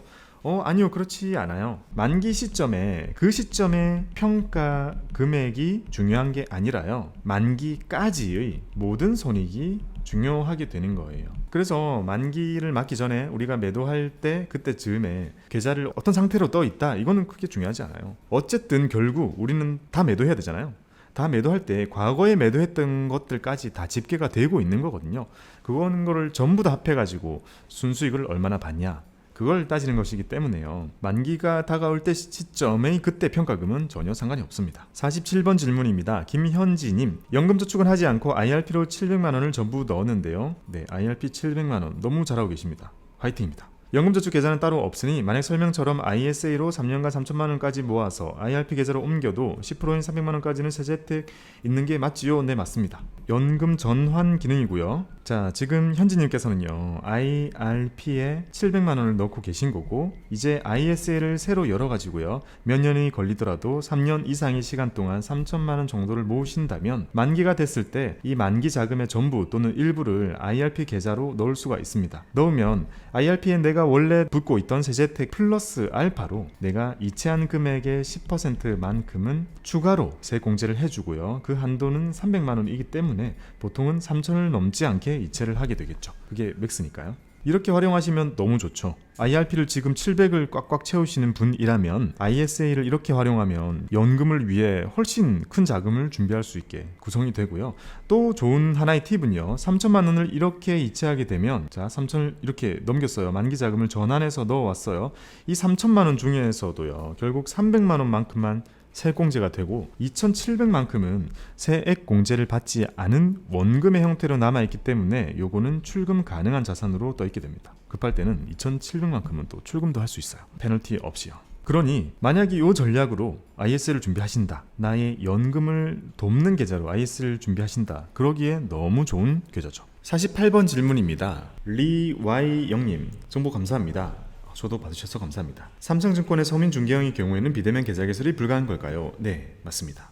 서민형 같은 경우는요, 이 비대면 계좌 개설이 대부분의 증권사에서 불가능합니다. 자동화가 사실 안 돼 있어요. 그러니까 방법을 알려드릴게요. 서민형으로 타야 되잖아요. 자, 첫 번째, 서류를 챙겨서 내방하면 다 해결되겠죠. 네, 두 번째 방법은요, 자, 비대면으로요, 일반형을 먼저 오픈합니다. 그리고 그 후에 서류를 증권사로 보냅니다. 이 보내는 방법은 여러 가지가 있는데요. 먼저 유선으로 발급 번호를 알려주는 방법도 있고요. 그 다음에 팩스를 보내는 방법도 있고 이메일로 스캔본을 첨부해서 보내는 방법들이 있습니다. 증권사에서 이거 받는 방법들은 고객센터에서 안내를 해줘요. 팩스 번호나 이메일 주소 같은 걸요. 그쪽으로 다 보내고 나서 다시 전화를 드린 후에 서민형으로 체인지 하시면 됩니다. 서류 보내고 나서 전화해가지고요, 저 서류 보냈으니까 서민형 바꿔주세요 하면 바꿔줍니다. 자, 이게 가장 현실적으로 편한 방법이라고 볼 수 있고요. 자, 세 번째 방법은요, 요거는 지금은 오직 미래에셋 증권에서만 해주고 있는 서비스인데요, 일반형으로 먼저 오픈을 해요. 그리고 시간이 지나요. 다음 해 2월 달에 자격 검증이 일어나잖아요. 미래에셋은 희한하게 서민형 조건에 충족이 되는 일반형으로 텄던 비대면의 그 사람들을 자동 전환해 준다고 합니다. 자동으로 서민형으로 바꿔준대요. 어떻게 이런 서비스까지 해주죠? 자, 이 세 개의 방법 중에 나한테 맞는 방법으로 서민형으로 개설하시면 됩니다. 49번 미세스 강님, 그럼 주식 청약도 할 수 있는 거지요? 네, 맞습니다. 공모주 청약도 중개형 ISA 계좌에서 가능합니다. 50번 질문입니다. 성한국님, 1000만원 입금해서 주식 투자로 3개월 후 1500만원이 되어 돈이 급해가지고 전액 다 인출 시 세금을 내어야 하는지요? 네, 내야 됩니다. 왜냐면요, 자, 1000을 넣어서 500만원이 플러스 나 있게 되면 이 계좌에는 1500이 있잖아요. 이 중에 만약에 1000만원만 출금을 하신다면요, 이거는 세금이 없습니다. 따로 없어요. 원본 내 출금이기 때문입니다. 하지만 플러스 500만원 이거 마저 출금을 하셔야 된다면 요거 같은 경우에는 일반과세 처리를 하고 나서 받으시게 되겠죠. 3년이 지나지 않았다면요, 3개월 이렇게는 이거 다 떼야 됩니다.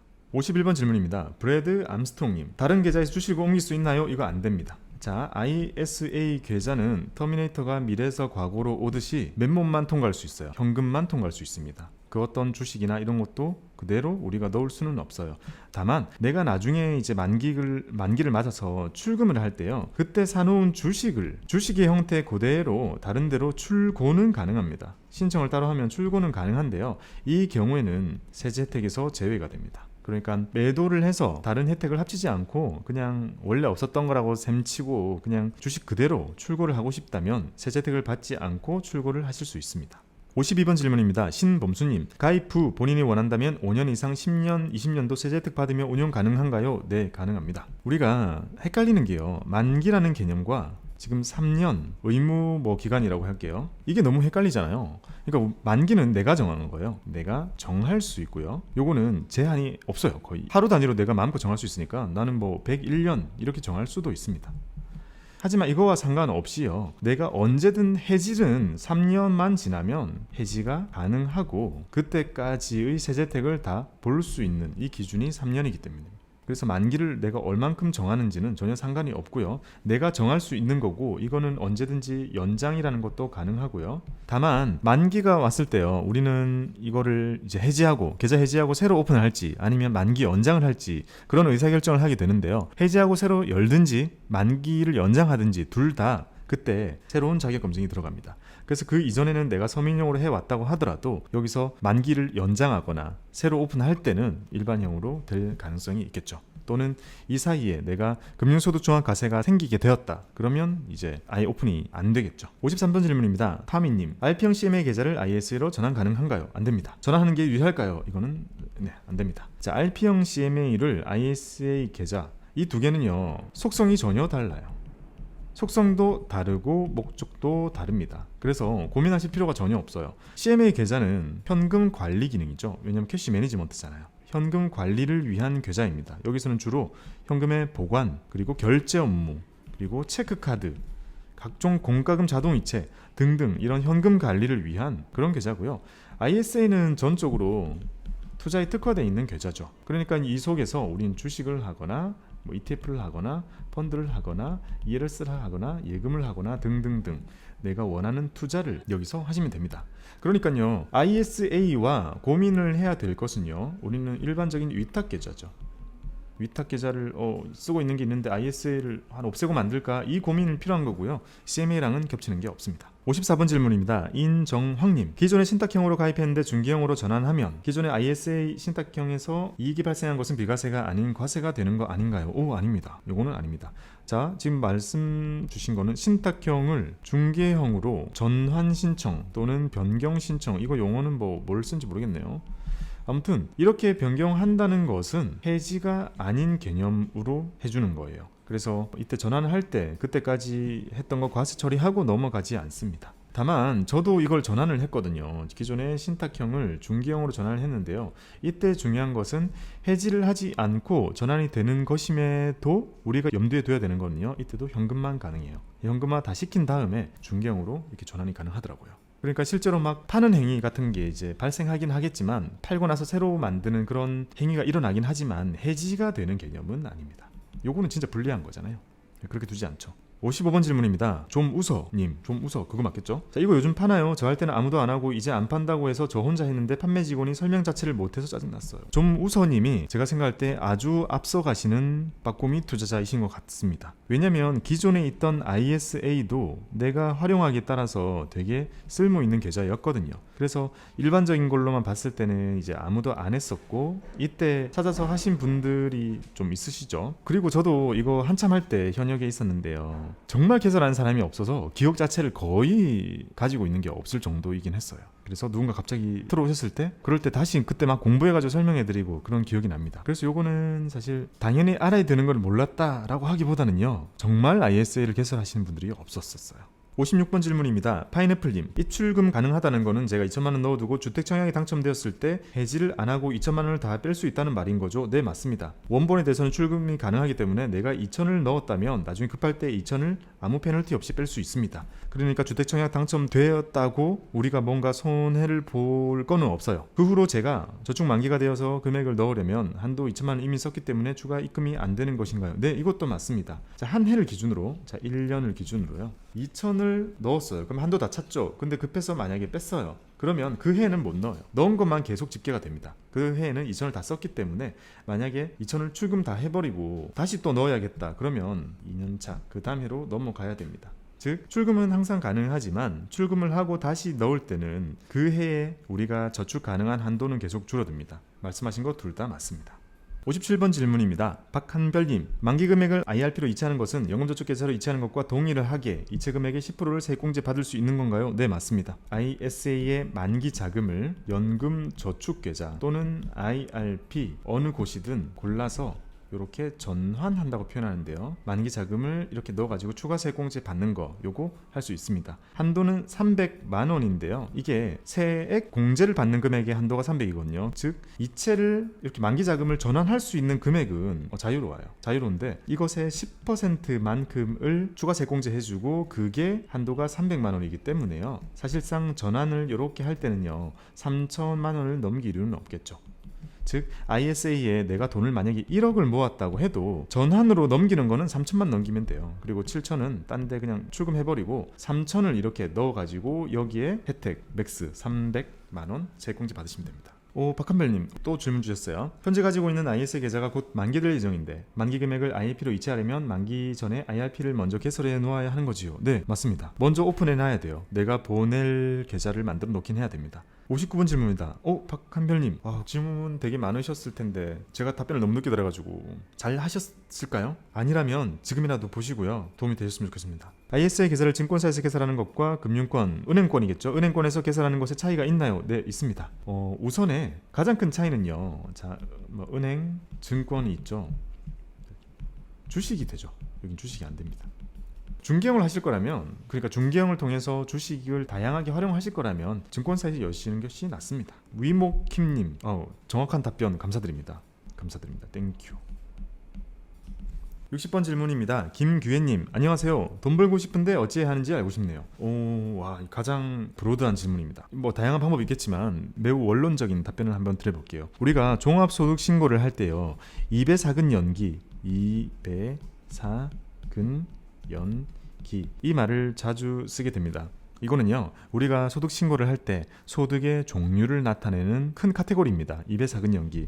자, 이자 소득, 배당 소득, 사업 소득, 근로 소득, 연금 소득, 기타 소득, 이 외에도 양도 소득, 그리고 퇴직 소득 등이 있습니다. 그런 거가 별개로요. 우리가 근로 소득은 보통 가지고 있죠. 요거는 보통 있잖아요. 하지만 이 근로소득을 그 상태로 끝내는 것이 아니라 이걸 기반으로 이걸 투자를 잘하고 잘 모아서 우리는 이자 소득도 만들어내고, 예를 들면 우리가 ES를 하든지 예적금을 하든지 이런 금융 상품을 사면 이자 소득이 나오고요. 배당 소득, 우리가 주식을 하든지 ETF를 하든지 펀드를 하든지 뭐 리츠를 하든지 그런 걸 할 때 배당 소득이 나오죠. 그리고 우리가 또 다른 나만의 자그마한 사업체를 만들어서 인터넷을 활용해서 세일즈를 하거나 다양한 마케팅을 해서 사업을 하면 사업 소득이 나오죠. 그리고 우리가 연금저축을 잘 모아놓고 나중에 타 쓰기 시작하면 연금소득도 그때 발생을 하게 됩니다. 이 외에도 또 여러 가지 소득원들이 여기에 포함이 돼요. 즉 제가 생각하는 돈을 벌 수 있는 방법은 최대한 많은 거를 하는 게 좋은 것 같아요. 그러니까 근로소득을 없앨 수는 없죠. 이게 가장 클 거 아니에요. 그러니까 우리가 근로소득을 만들어내는 동안 우리가 얼마나 연금을 잘 준비하고 또는 엔잡러로서 주말에 어떤 사업활동을 좀 더 하고 수입원을 더 만들어내고 이런 것들로 어떤 증권들을 사 모아가지고 이자도 받고 배당도 계속 받고 이 모든 것들이 다 모아져야 저는 가장 이상적인 파이프라인이라고 부르는 그런 소득원들을 만들 수 있다고 생각이 듭니다. 다음엔 좋죠. 자, 61번 존박님. 존박님. 폴링 200만원 세제택에서 주식 차익은 비포함이겠죠? 네, 맞습니다. 비포함이 맞습니다. 주식에서 수익이 날 수도 있고 손실이 날 수 있잖아요. 수익, 손실. 수익이 나면요 여전히 그대로 비과세를 해주고요. 한도에는 비포함입니다. 비포함. 하지만 손실이 난 거는 포함해 줍니다. 즉 다른 거랑 손익 통산을 해준다는 뜻이거든요. 장점이죠. 즉 우리는 주식을 하면요 수익이 나도 뭐 좋고 손실이 나면 다른 거랑 합칠 수 있으니까 좋은 거죠. 즉 ISA 계좌에서 이런 이유 때문에 주식을 하는 것이 불리할 게 전혀 없습니다. 62번 질문입니다. 415 부정선거님, ISA, IRP 둘 다 가입하면 절세가 깎여요? 아니요. 여기서 말하는 절세는요 둘의 종류가 완전히 달라요. 자, IRP는 세액공제죠. 자, 세액공제는요 특정 조건을 충족하면 내가 근로나 사업 소득을 하면서 이미 냈던 세금의 일부를 돌려주는 형태입니다. 그렇기 때문에 이거는 약간 돌려받는다 느낌에 가까워요. 근데 ISA는요 이 속에서 수익이 났을 때 원래 수익이 나면 세금을 떼잖아요. 근데 그걸 안 떼는 거기 때문에 요거는 비과세 또는 분리과세 혜택이잖아요. 이거는 돌려받는다의 개념이 아니라 안 낸다의 개념이에요. 이 두 개는 전혀 겹치지 않습니다. 한도가 겹친다거나 뭐 그런 게 따로 없으니까요. 서로 다른 두 개의 절세 전략을 둘 다 가지고 가실 수 있습니다. 자, 63번 질문입니다. 두둥실님, 연금이기 때문에 죽을 때까지 ISA 가입 증권사가 수수료를 떼가나요? ISA는요 계좌 자체 수수료는 없습니다. 이 속에서 어떤 상품을 하는지 상품 고유의 수수료는 있거든요. 근데 이거는 어디에서나 있는 거기 때문에 우리가 신경 쓸 필요가 사실 없어요. 이 계좌 자체 수수료는 없습니다. 자체 수수료가 있는지를 확인해 보려면 현금 상태로 두고 몇 년을 둬도 수수료가 나오는지 안 오는지 그걸 체크하면 되는데요. 현금 상태로 몇 년을 둬도 수수료 안 나가요. 걱정하실 필요 없습니다. 64번 질문입니다. 노란 염소님, 기존에 가지고 있던 일반 주식 계좌에 있는 주식을 ISA 계좌로 이전이 가능하려나요? 요거 안 됩니다. 주식의 상태로 ISA 계좌로 들어올 수가 없습니다. ISA 계좌의 이 벽은 터미네이터가 과거에서 현재로 오듯 현금만 넘어올 수 있습니다. 자, 65번 질문입니다. 해롱이님, 네, 저도 봐주셔서 감사드리고요. 4년차 직장인이 되셨는데도 아직 적금밖에 안 붙고 있으신 상태. 네, 지극히 정상적인 상태죠. 나는 이 영상이 도움이 되었는데도 결론적으로 물어보셨던 거예요. 누군가의 도움을 받아야 될지 아니면 CMA 연금저축 IRP 이렇게 시작해 볼지. 저는 이쪽이 낫다고 생각해요. 스스로 해보는 것이 좋고요. 지금은 주제는 ISA 계좌지만 여기 가기까지도 힘들죠. 지금 ISA를 이해하기 위해서는 그 앞에 사실 많은 것들이 있는데요. 다 이런 게 먼저 선행이 좀 돼야 될 부분들이 맞아요. 그래서 ISA는 차근차근히 천천히 하시더라도요 이제 기본적인 계좌들로 먼저 다양한 상품들을 경험해 보시는 게 좋을 것 같습니다. 사실 그 마늘님 일기 영상에서 이런 것들을 차근차근 이제 해드리는 것을 이제 주 목적으로 하고 있는데요.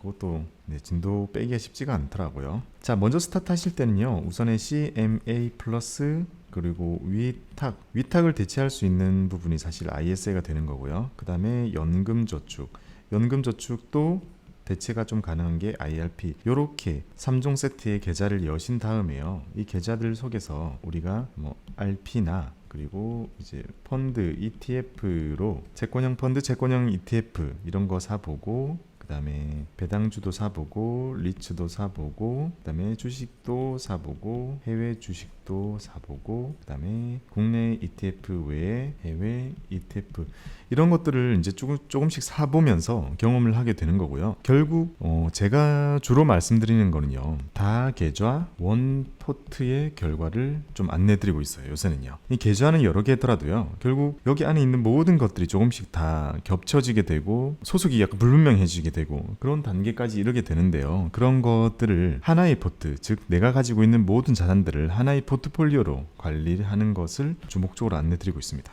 꼭 누군가에게 이렇게 맡기지 마시고요, 스스로 해보시기 바랍니다. 아직 영상 올려야 될 게 많네요. 아직 중간중간 비어있는 부분들이 많이 있는 것 같아요. 66번 질문입니다. 나랑 놀자님, 23년부터 주식 차익은 5천만 원까지 비과세인데요. ISA는 이거와 따르고 200 이상은 9.9% 분리과세인 게 맞나요? 네, 맞습니다. 여기 ISA가 가지고 있는 세제 혜택은 독자적인 거예요. 200까지 비과세 해주고 넘어가면 9.9% 분리과세 해줍니다. 서민일 경우에는 400 그리고 9.9고요. 그러면 기존에 주식으로 5천 이상 수익이 남는 사람이 추가로 ISA 만드는 게 더 유리한 건가요? 사실 2023년에 어떤 일이 벌어질지는 모르겠지만 지금 우리가 알고 있는 것만 가지고 추측을 해보는 건데요. 주식 같은 경우에는 5천이 넘어가게 되면 이제 세율이 확 높아지면서 시작이 되는 거잖아요, 세금이. 그러니까 이런 분들은 당연히 IS를 만드는 것이 더 유리하다고 지금 예측해 볼 수 있습니다. 배당 위주로 받아간다면 이득이 될 수도 있어 보이고요. ISA는 이제 혜택이 작다고 하더라도요, 지금 이런 세금을 물지 않더라도요, 배당 중심으로 하시는 분들은 ISA가 훨씬 유리한 게 사실입니다. 지금도요.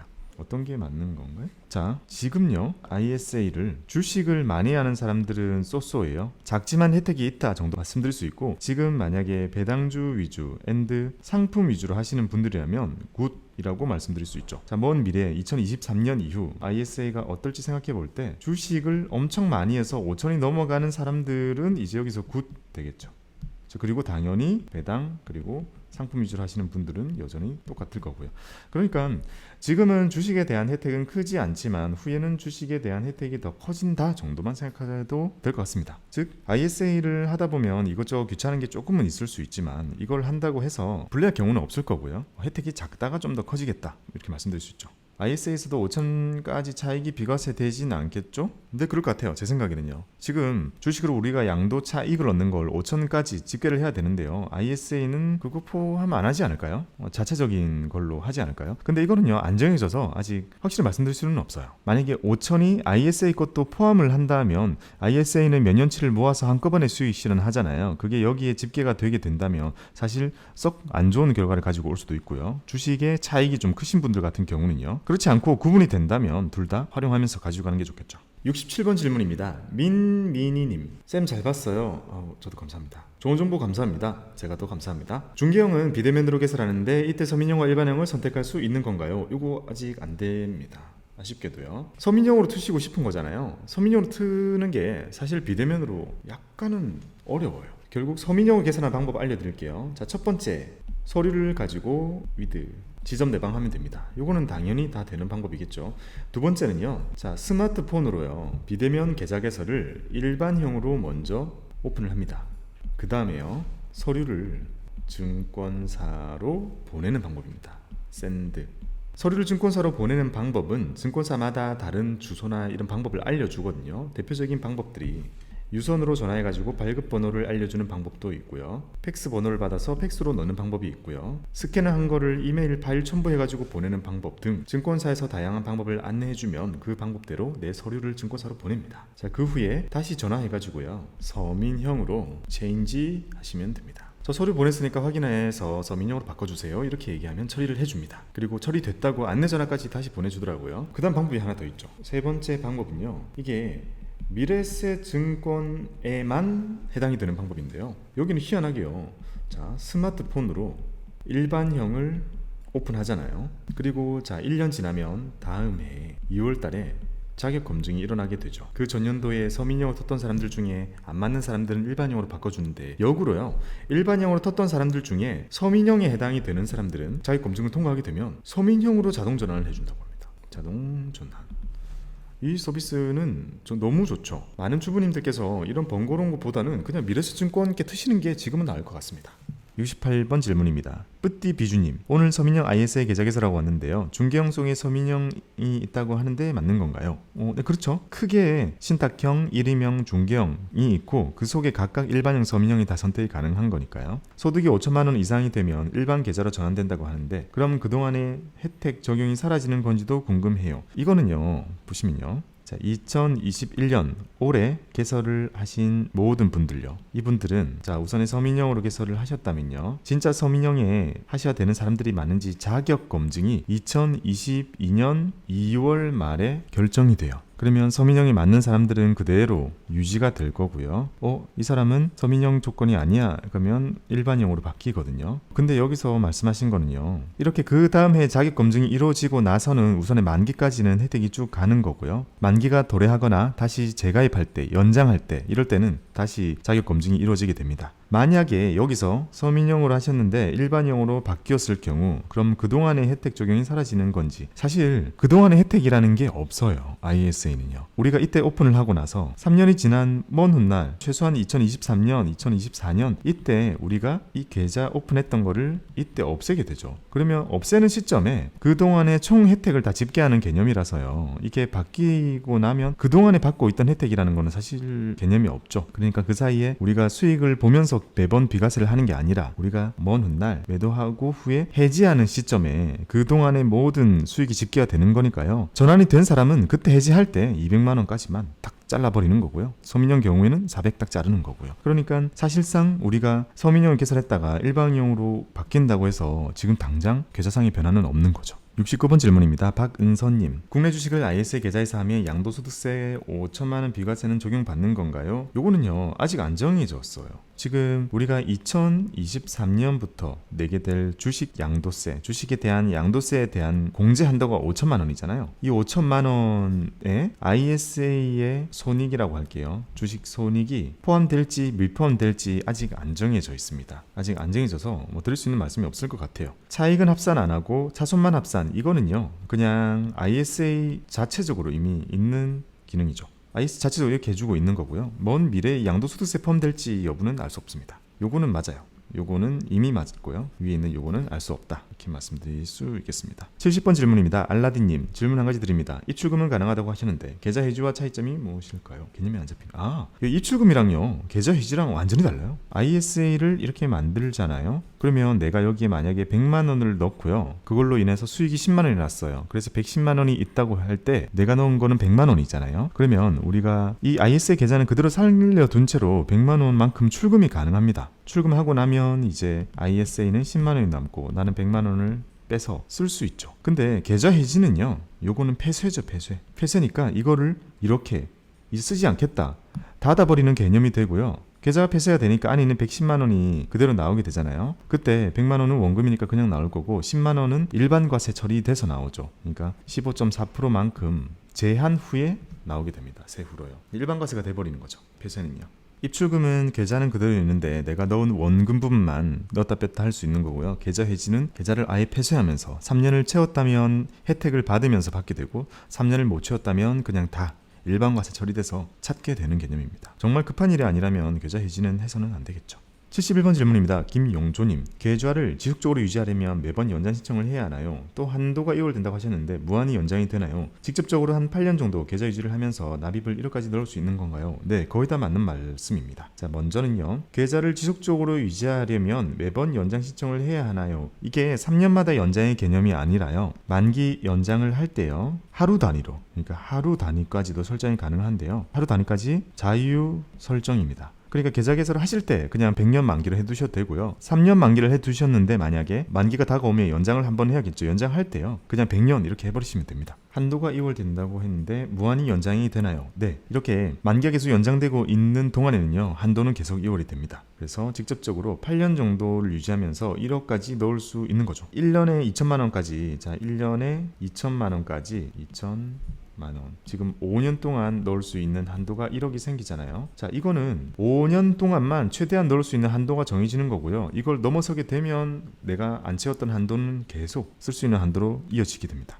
72번 질문입니다. 이우철님, 주식 사고 팔아서 200만원 이득이 나도 순수익에 포함이 되나요? 아니요, 포함 안 됩니다. 주식만 사고 파는 거 원래 비과세이고 거래세만 내는데 네, 그렇기 때문에 포함이 안 됩니다. 주식으로요, 주식 매매를 ISA 속에서 했을 때 수익이 나고 손실이 날 수 있죠. 수익 나면 그냥 원래처럼 그냥 비과세고요. 이 한도를 잡아먹지 않아요. 그 한도 200만원 한도에는요 포함 안 합니다. 손실이 나면 원래는 그냥 혜택 같은 거 없잖아요. 근데 여기서는 손익 합산에는 포함을 시켜줍니다. 즉 이 한도에 포함을 해주는 거죠. 그러니까 요것도 유리하고 요것도 유리하기 때문에 ISA에서는 주식을 하는 것도 괜찮습니다. 73번 질문입니다. 흠글세님, 주식이나 ETF도 가능하다고 하니 솔깃합니다. 오래전에 S은행에서 IS를 개설해 둔 것이 있는데 이거 해지하고 새로 만들어야 하나요? 자, 오래전에 S은행에서 IS를 개설해 두신 것이요, 만약에 1임형이나 신탁형 둘 중에 하나일 거예요. 왜냐하면 중개형이 최근에 나왔으니까요. 1임형은 아예 맡기는 개념이죠. 반면에 신탁형은 직접 하는 건데요. 지금 문의 주신 거는 사실 주식이나 ETF를 원하시는 것 같은데 여기서는 안 돼요. 이게 신탁형은 그게 안 됩니다. 그래서 중개형이 필요한데요. 중개형의 주식과 ETF 매매가 가능합니다. 그러면 결론은 이건 해지하고 새로 만드시는 게 낫겠네요. 74번 서경선님, 늘 쉽고 명확하게 이해할 수 있도록 좋은 콘텐츠 올려주셔서 감사합니다. 경선님 잘 봐주셔서 저도 감사합니다. 궁금한 건 그럼 ISA 계좌에서 해외에 상장된 ETF나 해외 주식은 담을 수가 없습니다. 네, 거의 웬만한 게 다 담기는데요. ISA는 유일하게 이게 안 돼요. 그래서 해외 주식이나 해외 ETF를 하시는 분들은요, ISA 계좌 플러스 항상 위탁 계좌 하나를 가지고 있으셔야 돼요. 75번 질문입니다. 이지은님, 근데 그럼 3년 만기가 되면 투자했던 상품들을 다 매도해야 하는 건가요? 3년 만기가 되면 다 매도해야 되는 거는 아니고요. 3년이 지난 시점에 내가 원할 때 해지를 할 수 있거든요. 근데 이때 이렇게 해지를 해야 혜택을 우리가 볼 수 있어요. 그리고 해지를 할 때는 그 전에 다 매도가 되어 있는 상태여야 합니다. 그러니까 우리는 3년 만기가 되고 나서 그 후에 괜찮다고 생각이 되는 시점에 한꺼번에 다 매도하고 그 후에 해지를 하면, 그러니까 매도, 우선에 3년이 먼저 지나야 되죠. 3년이 지났다 하면 내가 원할 때 틈틈이 매도를 하고 그 후에 해지를 하게 되고요. 그 다음에 재개설, 이런 절차를 밟으시게 될 텐데 이때 해지를 할 때 이때 혜택이 한꺼번에 적용이 되게 됩니다. 장기 투자의 목적으로 주식이나 ETF를 매수해 놓는 것은 별로 적당하지 않겠죠. 사실 주식이나 ETF를 이 공식 그대로라면 우리는 원하는 걸 사놓고 주식이나 ETF를 사놓고 3년이 지나고 매도를 하고 혜택을 받은 후에 재개설해서 똑같이 사고를 반복해야 되긴 합니다. 그러면 우리가 이 ETF와 주식을 가지고 있을 때 발생하는 배당이나 이걸로 인해서 생긴 수익이나 이런 것에 대해서 비과세 혜택을 받을 수는 있죠. 하지만 장점, 똑같은 거를 3년에 한 번씩 팔아준다면 우리는 세제 혜택이라는 장점이 있어요.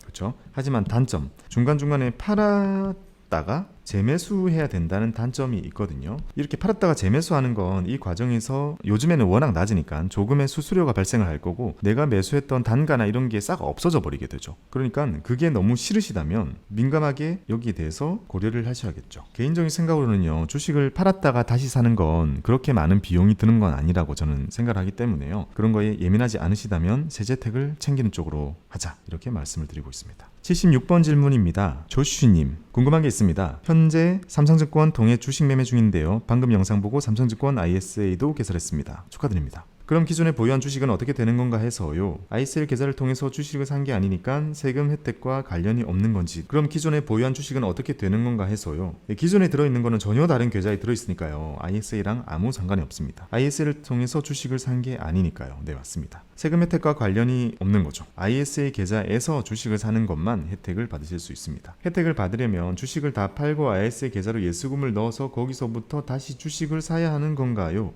사실 이게 맞아요. 기존에 있던 위탁 계좌에 있던 주식 상태로 그대로 ISA 계좌로 옮길 수 없기 때문에요. 다 팔고 현금을 다 옮긴 다음에 다시 다 사야 됩니다. 따로 이전이 되거나 적용이 되는 건지 아쉽게도 이런 혜택 같은 거는 없어요. 물어볼 곳이 없어 댓글을 남깁니다. 잘 남겨주셨습니다. 감사합니다. 저도 감사합니다. 먼저요. 위탁 계좌가 있고 새로 연 ISA 계좌가 있죠. 여기에 주식이 있잖아요. 요거 이동이 안 돼요. 현금으로 다 옮겨야 돼요. 그래서 차라리 저 같은 경우는 ISA 계좌로 넣기 위해 이 모든 걸 다 억지로 매도할 필요는 없다고 생각이 들고요. 요거 가지고 계신 채로 새로 사는 것만 여기에서 사시면서 이 두 개를 그냥 다 관리하시는 게 어떤가 생각합니다. 결국은 다 내 거잖아요. 그래서 불필요한 매도를 하기보다는 금액이 적거나 하나의 계좌에 있는 게 신경 쓰는 게 더 편하다. 뭐 그런 점들이 있겠지만 어쨌든 개인적인 생각으로는요. 위탁 계좌에 있는 거 그대로 가지고 가면서 ISA 만들어서 새로 담는 것만 여기서 담다가 언젠가 팔 일이 생길 거잖아요. 이런 것도. 그럼 그때 이렇게 넘겨가지고 새로 사는 거는 여기서 사고 서서히 옮겨가셔도 충분히 괜찮다고 봅니다. 77번 질문입니다. 윤여경님. 제가 1금융권 은행에서 하는 신탁형 IS를 가지고 있는데요. 1인명으로 옮기는 게 나을까요? 신탁형에서 1인명으로 옮기는 것을 문의 주셨어요. 중개형은 없더라고요. 네, 아직 출시 안 된 은행인 거겠죠? 증권사의 중개형으로 주시는 게 제일 좋을 것 같은데. 그리고 ISA 계좌를 증권사에서 개설하는 게 더 좋은 건지도 네, 이게 더 좋습니다. 왜냐면 주식할 수 있잖아요. 그리고 계속 중개형이 안 생기면 은행에서 개설한 ISA를 나중에 증권사 IS로 옮길 수도 있나요? 네, 가능합니다. 이게요, ISA 이전 제도라고 하고요. 현재 증권사별로 전산 개발의 정도 차이가 심한데요. 지금은 우리가 이동할 증권사의 지점에 방문하시는 게 제일 확실한 방법입니다. 그리고 일부 대형사에서는요, 요거 비대면으로 가능하도록 지금 개발하고 오픈이 되는지는 모르겠지만요, 계속 개발되고 있습니다. 개발되고 나서 활용하셔도 되고요. 어쨌든 자, 여기서 말씀드린 것처럼 신탁형에서 1인명으로 옮기는 거는 뭐 1인이 필요하시다면 뭐 하시면 되겠지만 저는 중개형 추천드려요. 신탁형에서 이렇게 중개형으로 가시는 게 좋을 것 같고, 지금 사용하시는 은행에서 안 나온다면 또는 주식을 하셔야 된다면 증권사로 옮기시는 게 낫습니다. 78번 질문입니다. 하하하하님, 현금 안 하고 옮길 수도 있나요? 이거 안 됩니다. 자, ISA는 들어가는 거는 다 캐시여야만 하고요. 언젠가 해지를 하고 찾을 때는요, 캐시 N 주식 상태로 찾을 수는 있는데요, 주식 상태 그대로 출고 신청을 하게 되면 여기에는 별도의 혜택 적용이 안 됩니다. 특수한 상황에만 이용하시게 될 거고요. 일반적으로는 ISA에 들어가고 나오는 거는 다 현금만 된다,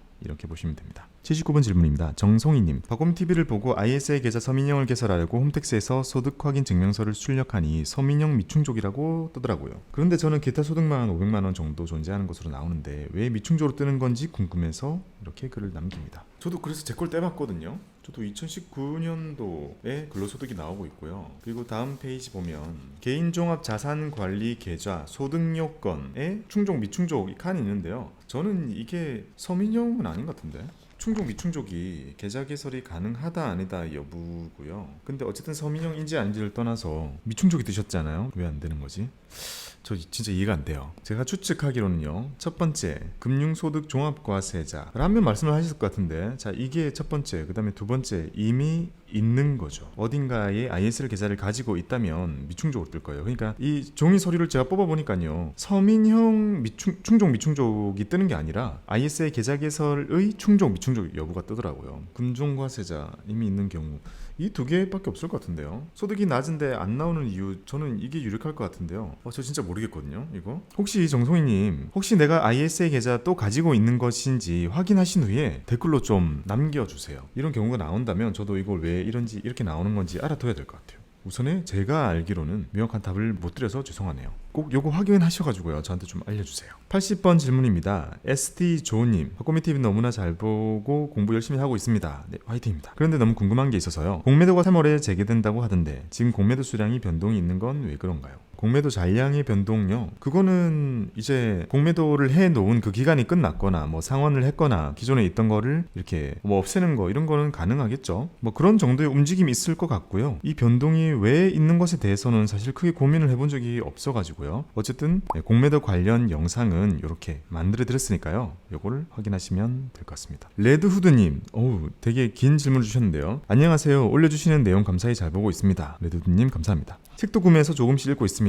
책까지 사주셔서 감사합니다. 올려주시는 내용을 기반으로 해서 실제로 저의 자산 관리를 스스로 해보려고 계획을 세우고 있습니다. 너무 좋습니다. 한 가지 궁금한 점이 있는데요. 저는 현재 공무원으로 재직 중이고 행정공제회 매달 20만원씩 저축을 하고 있습니다. 복리상품이어서 없는 돈 셈 치고 지금까지 꾸준히 넣고 있는데요. 이 돈을 줄여서 연금저축펀드나 IRP 혹은 ETF 투자에 집중하는 것이 나을지, 아니면 복리 혜택을 계속 주는 공제회 상품을 더 많이 해야 될지 고민이 됩니다. 공제회는 원금 손실이 없고 복리에 투자한다는 점에서는 좋은 좋은데 세금 혜택이 없고 수익률이 고정되어 있다는 단점이 있습니다. 투자금이 총 100만 원이라고 치면 행정공제회와 연금저축펀드, IRP, 앤드 개별 주식까지 어느 정도로 배분하는 것이 좋을지 고민이 됩니다. 수익률 목표는 연 10% 정도로 생각하고 있습니다. 자, 이거 같은 경우는요, 제가 주로 책에서 말씀드리는 자산 배분의 관점이 아니라요, 이것보다 그 앞단에 있는 자원 배분의 관점이죠. 즉 나는 자산 배분에 얼마, 또는 개별 주식에 얼마, 공제회에 얼마, 또는 부동산 상환금 같은 게 있죠. 이런 곳에 나의 가용자산을 얼마나 어떻게 배치를 할지에 대한 고민이 지금 드시는 건데요. 우선에 공제회 상품은요, 말씀해 주신 것처럼 원금 손실이 없고요, 보장되어 있고, 그 다음에 복리 상품도 있고, 보통 은행은 달리잖아요. 게다가 수익률이 조금 높게 고정이 되어 있어요. 아마 시중은행의 금리보다는 몇 배 높게 세팅이 되어 있을 거예요. 저는 뭐 개인적으로는요, 주변에 이런 공제회 상품을 이용할 수 있다는 것은 사실 군인이시거나 이렇게 공무원이실 경우에 그럴 때만 얻어갈 수 있는 특혜잖아요. 특혜니까 저는 좀 많이 챙겨가시는 게 좋다고 보통 말씀을 드리고요. 왜냐면 그래도 투자인 것과 투자가 아닌 거, 저런 거는 원금이 보장되는 거잖아요. 자, 이런 자원 배분의 관점에서 볼 때요, 중요한 건 공제회는 원금이 손실이 나지 않죠. 하지만 어느 정도 높은 금리를 보장해 줍니다. 하지만 투자는 훨씬 높은 수익률을 얻을 수 있는 반면에 손실의 가능성도 안고 있죠. 요거는 이렇게 0이니까요. 둘 중에 어떻게 선택하는지는 철저하게 사실 개인의 취향에 의해서는 아닌다고 생각을 하거든요. 그래서 제 주변에서도 공제회 상품을 쓸 수 있는데 아주 보수적인 친구 같은 경우는 저는 이거 되게 많이 채우라고 말씀을 드리고요. 투자에 대해서 어느 정도 경험을 많이 가지고 있고 좀 더 본격적인 수익 추구를 한다면 이걸 늘리라고 말씀을 드리는데요. 지금 우선 힌트를 주신 거는요, 연 10% 정도를 말씀해 주셨잖아요. 공제회의 금리가 정확히 얼마인지 알 수는 없지만 연 10% 정도 목표로 잡으셨다면 저는 10% 정도는 주식 100을 하지 않더라도 자산 배분의 관점으로도 충분히 달성 가능하고 목표를 잡기에 딱 좋은 목표 수익이라고 생각을 하거든요. 그래서 자산 배분을 따로 하지 않더라도, 지금은 요거는 하지 않더라도 원금 보장되는 걸 사실 특혜가 있으니까 이걸 채권을 하는 대신 이걸 많이 깔아두면서 투자를 얹어가는 방식으로 하시게 될 것 같은데요. 그러면 지극히 저의 개인적인 성향으로 말씀을 드리면요, 가장 먼저는 우선 이 연금저축을 34를 깔고요, 100만 원이라면 그렇게 넉넉하진 않으니까 IRP까지 추가로 채우지는 않을게요. 그리고 두 번째로 이제 공제회에다가 조금 더 무게를 실을 것 같아요. 그리고 개별 주식에 74 그러면 이제 36 이렇게 넣으면 딱 되겠네요. 저라면 이렇게 넣을 것 같아요. 목표 수익률 10%라는 것은 자산 배분의 정도에서 달성이 가능한 목표 수익률이라고 생각이 드는데, 그건 자산 배분을 따로 할 필요가 없이, 왜냐면 너무나 좋은 공제 상품이 있으니까요, 여기다가 이렇게 많은 무게 한 40% 정도를 심어두고, 그 다음에 연금에서도 배분을 할 거니까 채권 같은 게 상당히 들어가겠죠. 그 후에 이렇게 개별 주식을 얻는다면 아마 거의 반반 정도 나올 것 같은데요, 이렇게 하신다면 안정적으로 해가시는데 무리가 없지 않을까 생각이 듭니다. 자, 82번 질문입니다. 이거 어떻게 읽죠? 산쿤두님. 나무 중개형 ISA 출시했는데 신탁보다 더 좋아 보이던데요. 조언 좀 부탁해요. 네, 저도 그렇게 생각을 합니다. 그래서 새로 오픈을 하실 거라면 신탁형보다는요, 중개형을 여시는 것이 낫다고 생각이 들고요. 기존의 신탁형을 가지고 계시다면 중개형으로 이렇게 전환, 변경 신청하셔가지고 사용하시면 좋겠습니다. 자, 83번 질문입니다. 야주님, 펀드 투자는 그렇다 치고 주식 투자를 왜 중개형 ISA로 투자하죠? 주식은 직접 투자하면 거래세 이외엔 비과세인데 ISA는 수익 200 초과하면 9.9% 세금 낸다면서요. 네, 여기서 말씀드린 것처럼요, ISA의 수익 200만원 집계하는 것에 주식 수익은 제외돼요. 포함이 안 되니까요, 내지 않아도 되는 세금을 내는 건 없습니다. 다만 우리가 주식 투자하다 보면 배당이 발생하죠. 자, 우선에 요거는 세제 혜택 크지 않더라도 받을 수 있을 거고요. 주식으로 수익을 보면요, 여전히 비과세고요. 여기 세제 혜택 보는 200만원에 포함이 안 됩니다. 그러니까 여전히 계속 받던 비과세 그대로 이어지게 해놓고요. 자, 손실을 입게 되면 손익 통산을 해줍니다. 그래서 주식에서 손실을 본 게 있다면 다른 거 수익 본 거랑 합해가지고 그때는 세제 혜택 200만원에 포함이 되기 때문에요, 이것도 좋고 이것도 좋고 이것도 좋죠. 그래서 뭐 크지 않다고는 볼 수 있지만 어쨌든 주식을 하기에도 ISA는 괜찮은 계좌다, 혜택이 있다, 이렇게 말씀드릴 수 있습니다. 84번 질문입니다. 꾸잉규잉님, ISA, IRP, 연금저축펀드 이 세 가지의 차이점이 뭔가요? 어떻게 하면 좋은지 비교 영상도 올려주세요. 이것들을 비교하는 영상 괜찮겠는데요? ISA랑 IRP랑 연금저축. 우리는 일반적으로 주식을 하는 위탁 계좌 외에 이렇게 별도의 특수한 목적을 가진 세제택이 있는 계좌를 3개 볼 수 있으니까요. 이 3개를 비교하는 영상 아이디어 좋은 것 같습니다. 요거 제가 준비해 볼게요. 우선 간단히 말씀드리면요. ISA는요. 투자를 하는 계좌고요. 웬만한 투자 다 돼요. 그리고 우리가 얻고자 하는 혜택은 비과세 앤드 저율과세입니다. 세금을 아끼는데 그 목적이 있고요. 연금저축은요. 노후 준비라는 게 가장 큰 목적이고 세액공제라는 혜택을 가지고 있습니다.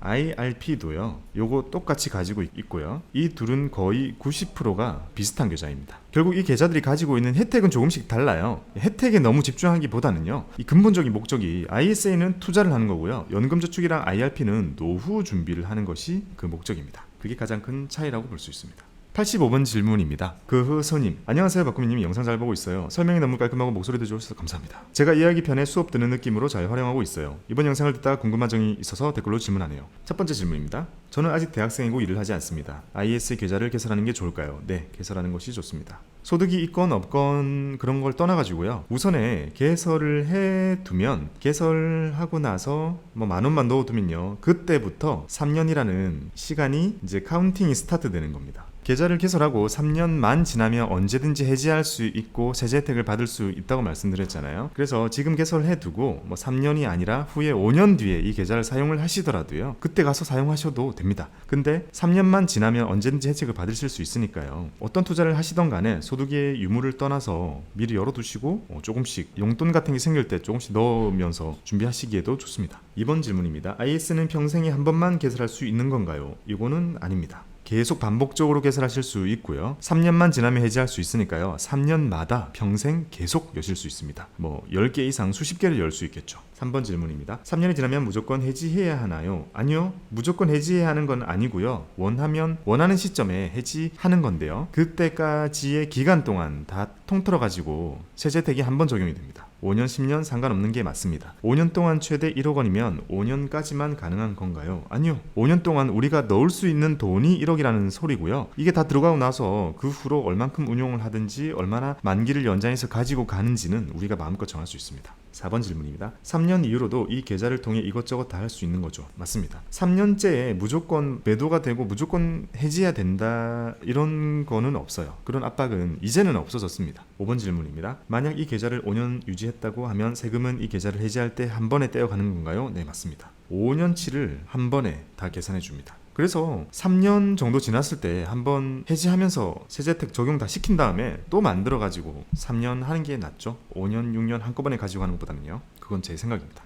그 흐스님께서 질문을 체계적으로 잘 물어봐 주셔서 그 흐스님께 책 선물을 드리겠습니다. 책은요, 바로 이 책, 돈의 밝은 아이로 키워라. 이 책을 선물로 드리겠습니다. 이거 제가 다 그 사비로 샀던 책이에요. 네, 그 스님께는 자 줄여서 돈발아 책을 선물로 드리겠습니다. 지금 여기 보이는 이메일 주소로요. 받으실 주소 하나만 남겨주세요. 바로 발송해서 보내드리겠습니다. 86번 질문입니다. 현주 김님, 새로운 ISA도 3년 만기가 되면 수익이 났던 소리가 났던 해지나 연금으로 이전해야 되는 건가요? 지난번 구 ISA 영상에서는 5년 만기가 되면 무조건 해지된다고 했던 것 같거든요. 그래서 계산 안 했었고요. 네, 맞습니다. 9버전의 ISA에서는 이게 너무나 크리티컬했기 때문에 잘 쓰기 쉽지 않았어요. 일반적으로 법용성이 많이 떨어졌어요. 누구나 할 수 있는 그런 계좌는 아니었던 것 같아요. 하지만 지금은요, 만기만 우리가 마음껏 길게 잡아놓기만 하면요, 그때까지 막 자동으로 팔리고 이런 건 없습니다. 3년이 지나기만 하면 내가 원할 때 해지하면 됩니다. 그럼 내가 원할 때 해지하면 그때까지 생긴 수익을 다 집계가지고 혜택을 주고요. 그리고 연금으로 이전할 수도 있고요. 만약에 여의치 않다 그러면 5년이고 10년이고 쭉 이어갈 수도 있습니다. 87번 질문입니다. 뚜이뚜이또니님, 3년이 지나면 해지할 수 있는 거고 할 생각이 없으면 계속 유지해도 되나요? 네, 맞습니다. 우리가 3년이 지난 시점 언제가 됐던 간에 해지를 하면 페널티가 없다는 것이고요. 우리가 이 계좌를 이용할 때는 별도의 만기라는 것을 정해서 쓰거든요. 그 만기가 다가왔을 때 연장을 하거나 해지를 하거나 이렇게 선택하실 수 있습니다. 다만 연장할 때는요, 자격 검증이 새로 이루어지게 됩니다. 뭐 그 정도요. HJS님 3년이 지나서 계속 유지해도 상관은 없지만 만기 때 자산들을 무조건 팔아야 합니다. 그래서 처음 개설 시 만기를 3년 설정하셨다면 꼭 만기를 전에 만기 연장을 해주시는 게 좋을 것 같고 3년 의무 보유 기간 이후에 연장한 계약의 만기일까지 언제든지 해지해도 제재 혜택을 받으실 수 있습니다. 오, 너무 정확한 설명 감사합니다. 네, 말씀해 주신 대로예요. 그러니까 3년이라는 거는 최소 의무 보유 기간이고요. 만기는 우리가 설정하는 거거든요. 예를 들면 만기를 3년으로 설정 후 7년을 연장하여 10년이 되면 의무 보유는 3년이 지났으니까 7년을 다 못 채우더라도 10년은 만기로 세팅되어 있지만 언제든지 해지해도 제재 혜택이 부여가 됩니다. 친절한 답변 감사합니다. 네, 정확한 답변입니다. 아유, 감사합니다. HJS님 너무 정확하게 답변해 주셔서 제가 되게 편하게 넘어가네요. 이렇게 정성스럽게 답변해 주신 HJS님께 선물을 드리고 싶습니다. 보실지 모르겠지만요, 답변 너무 잘해 주셔가지고요. HJS님 만약에 이거 보시면요, 여기로 주소 하나만 남겨주세요. 제가 책을 선물로 하나 보내드리겠습니다. 투자에 대한 이미 그 수준이 상당하신 것 같으니까요, 제가 투자 도움이 되시라고 ESG 머니 전략 이 책을 선물로 드리겠습니다. 88번 질문입니다. 민경킴님, 일반 주식 계좌에 있는 주식을 IS로 옮길 수 있을까요? 요거 안 됩니다. ISA 계좌로는요, 현금만 들어갈 수 있고요. 빠져나오는 거는 우리가 원한다면 억지로 주식 상태로 빼올 수는 있거든요. 근데 주식 상태로 빠져나오게 되면 세제 혜택을 받으실 수가 없습니다. 현금만 들락날락 할 수 있다, 이렇게 생각하셔도 됩니다. 89번 질문입니다. J22J님, 주식형 펀드는 비과세라 이 통장에 안 넣는 게 유리하다고 하는데 주식형 펀드랑 ETF와 차이가 뭔가요? 그리고 ISA 계좌에서 수익 나면 건보료 올라간다고 하는데 사실인가요? 네, 이거는 좀 디테일한 설명을 드리면요, 주식과 마찬가지로 주식형 펀드도 비과세가 대부분이죠. 네, 여기서 나오는 일부 배당을 제외하고는요 다 비과세라서 여기에서 안 넣는 게 유리한 게 아니고요. 여기에서 해도 페널티나 불리한 점은 없습니다. 왜냐면 비과세인 것은 여전히 비과세로 유지해주고요. 만약에 손실이 났을 때는 손익통산을 해주거든요. 손익통산. 그러니까 이런 경우를 봤을 때 우리가 불리하다고 보기는 힘들죠. 그리고 주식형 펀드랑 ETF의 차이가 뭔가요? ETF도 주식형 ETF는 이거랑 똑같아요. 왜냐면 근본적으로 ETF가 펀드이기 때문이죠. 그리고 ISA 계좌에서 수익 나면 건보료 올라간다고 하는데 사실인가요? 이거는 별도로 한번 다뤄야 될 것 같은데요, 엄청 좀 깊이 들어간 내용이에요. 그래서 건보료 같은 경우에는 건보료가 확 올라가는 기준이 연 1,000만 원입니다. 우리가 금융소득 종합과세 대상자는 연 2천만 원이잖아요. 근데 ISA 계좌 같은 경우에는 연 1,000만 원만큼 금융 수익이 발생하게 되면 건보료가 좀 올라가게 되는데요. 우리가 ISA 계좌로 3년이나 5년, 7년 이런 정도를 돈을 모아가지고 한꺼번에 수익 실현을 했을 때 금융소득이 한 번에 몰아서 잡히게 되기 때문에요, 여기에 해당이 돼서 건보료가 올라갈 수가 있는 거죠. 이거 같은 경우는 이것만 가지고 순수하게 건보료가 확 올라가기는 쉽지는 않고요. 우리가 이미 건보료에 대해서 금융소득이 많이 있어가지고요, 신경을 많이 쓰시는 분들 같은 경우에는 ISA 여실 때 이런 점을 잘 체크하셔야 됩니다. 더 부담이 될 수 있으니까요. 자, 90번 질문입니다. MYO님, 근데 ISA 수익률 너무 높으면 건보료가 올라간다는 얘기도 있어서 걱정이에요. 자, 건보료 관련 영상은 제가 바로 요 영상 만들어서 먼저 올려드렸으니까 요걸 봐주시기 바랍니다. 91번 질문입니다. ISA 계좌로 국내 주식만 하는 경우나 단타 스윙 투자자들에게는 ISA 계좌에 특별히 좋은 점이랄 게 있을까요? 없어요. 국내 주식만 하는 경우라면 우선에 없습니다. 좋은 점이라고 할 만한 거는요. 세액 공제 추가 부분 제외하고요. 만기 후 연금 계좌로 추가 나입할 계획 아니라면 어차피 국내 주식 대주주가 아닌 이상 세금을 안 내는데 비과세 의미가 없는 게 아닌가 싶어서요. 맞는 게 알려주세요. 네, 정확히 알고 계신 겁니다. 윤상영님, 그게 맞습니다. 자, ISA는 그 속에서 국내 주식만 하거나 단타를 하거나 스윙을 하거나 이렇게 다른 걸 하지 않고 연금 계좌도 추가 납입할 게 아니라면, 거기다가 대주주까지 아니라면 국내 주식만 한다면 얻을 게 거의 없습니다. 배당이 나오지 않는 이상 그걸로는 얻을 수 있는 게 거의 없습니다. 그래서 이런 분들 같은 경우에는 2023년 이전까지는요 ISA를 굳이 하실 필요 없습니다. 2023년 이후에는요 투자금이 커져서 금융투자소득에 좀 연관이 될 것 같다, 그게 아니라면 ISA 하실 필요 없습니다. 92번 질문입니다. 페이버릿 랭스님, 8분쯤에서는 ISA 계좌가 국내 주식 된다고 나왔는데 9분에서는 중개형이 앞으로 나와야 되는 것처럼 나오네요. 어차피 나중에 나오니까 앞서서 된다고 적으신 건지 아니면 제가 이해를 못했거나 다른 게 있는 건지요. 요거는요, 영상을 찍을 때는 중개형이 아직 완전히 다 나온 상태가 아니었어요. 일부 증권사만 나오고 나머지는 나오고 있는 그런 상황이었거든요. 그래서 말씀하신 것처럼 지금 시간이 좀 많이 지나버렸어요. 지금은 나와 있는 증권사가요, 미래에셋, NH투자증권, 삼성증권, KB증권, 한국투자증권, 신한금융투자 6개, 충분하시겠죠? 6개 증권사가 ISA가 나와 있습니다. 중개형요. 93번 질문입니다. 김강빈님, 그러면 주식 일반 계좌는 메리트가 없는 거 아닌가요? 말 그대로 맞는 계좌면 이 계좌로 주식하고 ETF 하는 게 훨씬 더 세금 면에서 유리한 거 아닌가요? 하나씩 읽어보겠습니다. 자, 먼저 강빈님께서 물어봐 주신 거는요, 주식의 일반 계좌, 요거는 우리가 흔히 쓰는 위탁 계좌를 말하시는 거죠. 그 위탁 계좌와 ISA를 놓고 봤을 때 이걸 하는 게 무조건 좋지 않냐, 이렇게 물어봐 주신 건데요, 대부분의 경우에서는 그렇다고 볼 수 있죠. 생각이 반대인 게, 국내 증권사들이 상시 이벤트로 매매 수수료 0 해주고 양도소득세 원래 없고 배당소득세는 배당주를 안 하면 되는 거니까 굳이 400만원 초과시 세금을 내는 ISA를 만들 이유가 전혀 없다고 보는데 뭔가 잘못 이해하고 있는 건가요? 여기서는 살짝 설명을 드리고 싶은 게요, 국내 주식만 하셨다면, 즉 배당도 따로 안 받고 금융상품을 한 것도 아니고 국내 주식만 하신 상태라면요, 400만원 초과해도 세금 여전히 안 냅니다. 그래서 말씀하신 것처럼 정말 국내 주식에 양도 차익만 순수하게 존재하는 거라면 위탁이랑 ISA랑 거의 똑같은 상황이라고 보시면 됩니다. 그러니까 어디에서도 불리한 건 없는 거죠. 그럴 거면 IS를 굳이 할 필요 없습니다. 국내 주식만 딱 하는 경우에는요. 여기서 가장 어려워하시는 거는 세금을 원래 내지 않는 국내 주식을 IS에서 해서 나중에 초과되는 만큼 세금이 생기지 않을지에 대한 걱정 때문인 거거든요. 그거 안 내는 건 계속 안 냅니다. 재원님께서 좋은 답변 달아주신 것 같은데요, 한번 읽어볼게요. 증권거래세는 면제가 되지 않으며 국내 주식 및 국내 상장된 ETF는 원래 비과세라 200만원 비과세 한도에 포함되지 않습니다. 정확한 설명, 고수신 것 같은데요. 이런 답변이시라면 거의 현업에 계신 분 같은데요. 따라서 ISA 내에서 배당소득이 없는 주식만 할 거면 일반 위탁계좌와 다를 것이 없습니다. 네, 방금 그랑 똑같죠. 요 설명해 주셨습니다. 차이가 생기는 지점은 배당 수익이 발생하는 주식이나 또는 주식으로 손실이 나고 다른 금융상품 에서 이익이 났을 때 손익통산해 주니까요. 비과세 한도를 넘지 않는 배당 수익은 전액 초과하면 초과분에 대해서 9.9% 분리 저율과세가 돼서 좋고, 손실나면 ISA 계좌 내에서 비과세 이상의 수익이 난 상품에 대해서 주식 손실을 차감하여, 즉 손익통산을 해주기 때문에 세금을 줄일 수 있는 거죠. 결론은 배당 없는 주식만 할 거면 그냥 일반 위탁계좌에서 해도 똑같다입니다. 와, 정말 정확하게 알고 계시네요. 감사합니다. 제가 드려야 되는 답변을 미리 다 드려주셨네요. 제가 이렇게 너무 늦은 시간에 답변을 드렸지만 재원님께서 달아드린 답변이 강빈님께 도움이 되셨으면 좋겠습니다. 정확한 답변입니다. 94번 질문입니다. 김승태님, 미국 상장 ETF는 가입 가능한가요? 죄송하지만 불가능합니다. 미국 주식도 안 되고요, 미국 ETF도 안 됩니다. 그나마 되는 것은 국내 상장되어 있는 해외 투자하는 ETF는 가능합니다.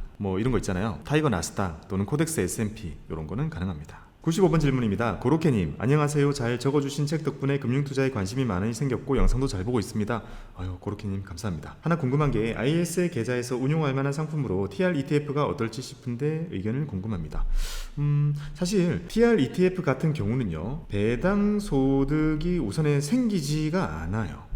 배당으로 명확히 생기기도 전에 이게 재투자가 되는 방식이어서 배당 소득세가 생기지 않기 때문에 우리가 심플하게 생각할 때 배당 소득세 15.4를 줄일 수 있는 건 아니에요. 하지만 결국에 TR ETF의 차익은 보유기간 과세가 되거든요.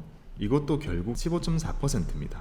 거의 똑같아요. 그러니까 요거 혜택 볼 수 있는 거거든요. 결론은 좋습니다. ISA에서 TR ETF 하면 좋습니다. 96번 질문입니다. 해루이님, 국내 주식의 경우 ISA 담아서 수익이 나면 안 내도 되는 9% 세금 내게 되어 있는 거 아닌가요? 답변 먼저 드리면 아닙니다. 비과세인 게 여기 들어갔다는 이유만으로 세금을 내서는 안 되겠죠. 우리가 생각해보면 비과세인 이 주식의 매매 차익을 세제 혜택이 있는 ISA에서 투자를 했는데 이게 과세가 된다면 정말 잘못된 거겠죠. 그런 일은 생기지 않으니까 걱정 안 하셔도 됩니다. 자, 97번 질문입니다. 한강노을님, 주부는 서민형 아니고 일반형인가요? 주부는 서민형으로 계좌 개설이 가능합니다. 하지만 별도의 서류를 준비하지 않고, 그러니까 본인이 소득이 크지 않다는 것을 증명하지 않고 바로 개설한다면 다들 일반형으로 개설이 되고요. 일반형으로 개설이 된 거는 시간이 지나면 서민형으로 자동으로 전환해주는 증권사도 있고, 아니면 직접 바꿔줘야 되는 직접 전환을 자동 증권사가 구분이 되어 있습니다. 98번 질문입니다. 주언이님, ISA에서 해외 상장 ETF나 해외 주식도 구매가 가능한지도 궁금합니다. 자, 류성우님께서 정확하게 답변해 주셨는데요. 해외 상장 ETF나 해외 주식은 안 됩니다. 감사합니다.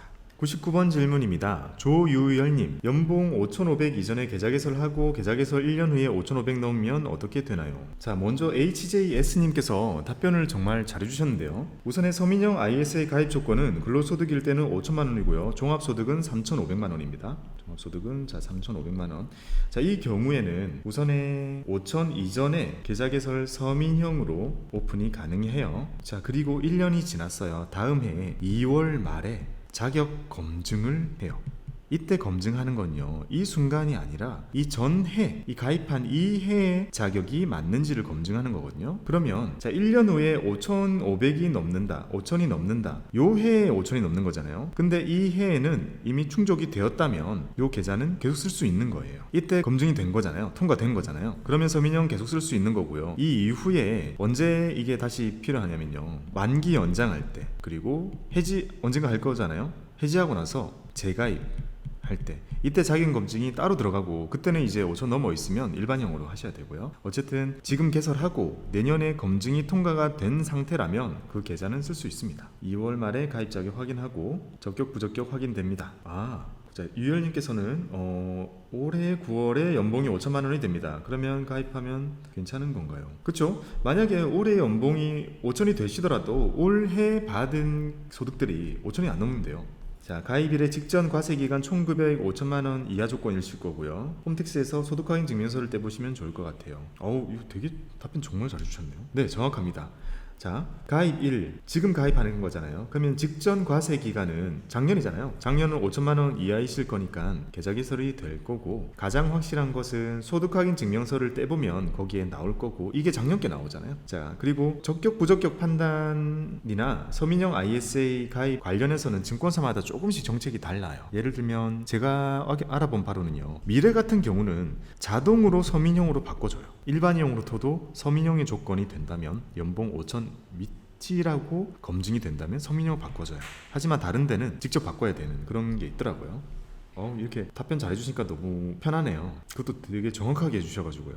자, 다음은 100번 질문입니다. 아유, 뭐가 많네요. 자, 힝뚜님, 행운의 100번 축하드립니다. 잠깐만, 선물 드려야겠는데요. 자, 책 선물을 드리겠습니다. 힝뚜님께는 자, 이 책을 선물로 드리도록 하겠습니다. 전인구 선생님의 책, 지금 여기 이메일 주소로 주소 남겨주시면 발송해 드리도록 하겠습니다. 힝뚜님 100번째 질문 주신 걸 축하드립니다. 자, 질문은요, 이거 중개형의 서민형은 소득증명서 같은 서류를 발급해서 직접 금융사 가서 개설해야 되더라고요. 참고하세요. 밑에 다른 답변이 많이 있는데요, 읽어볼게요. 이 결론은 뭐냐면요, 서민형의 개설이 가능한 것은 1임형만 가능해요. 그러니까 우리가 지금 주력으로 틀고자 하는 중개형은 아직 비대면으로 지원을 안 하고 있거든요. 그래서 방법을 알려드리겠습니다. 하나씩. 자, 첫 번째는요, 서류를 준비해서 내방하는 방법입니다. 당연히 요건 돼야겠죠. 자, 두 번째 방법은요, 비대면으로 먼저 일반형을 오픈합니다. 자, 그 후에 서류를 증권사로 보냅니다. 자, 서류를 증권사로 보내는 방법은 증권사마다 안내 방법이 조금씩 달라요. 유선으로 발급 번호를 알려주는 방법도 있고, 그 다음에 팩스를 보내는 방법도 있고, 이메일로 첨부해서 보내는 방법 등도 있습니다. 서류를 보내고 나서 그다음 다시 고객센터 전화해가지고요, 팩스로 보냈으니까 확인 후에 바꿔주세요 하면 서민형으로 바꿔줍니다. 자, 이 방법을 쓰면 우리는 내방을 안 해도 되죠. 집에서 다 할 수 있는 방법이 저거입니다. 자, 근데 3번 방법이 하나 더 있는데요, 요거는 미래세 증권에만 해당이 되는 방법인데요, 미래세 증권에서 되게 좋은 서비스를 제공하고 있어요. 뭐냐면요, 자, 비대면으로 일반형을 오픈하잖아요. 자, 그러면 그 다음 해 2월 달에 자격 검증이 일어나게 되죠. 자격 검증에서 서민형에 해당이 되는 사람들은 자동으로 일반형을 서민형으로 바꿔준다고 합니다. 자동 전환. 그러면 우리가 서류 떼거나 이런 거 할 필요 전혀 없이 되는 거죠. 이거 너무 좋은 것 같아요. 그래서 정말 귀찮으신 분들은 그냥 미래에셋증권에다가 일반형 트시면 됩니다. 그리고 1년 기다리시면 됩니다.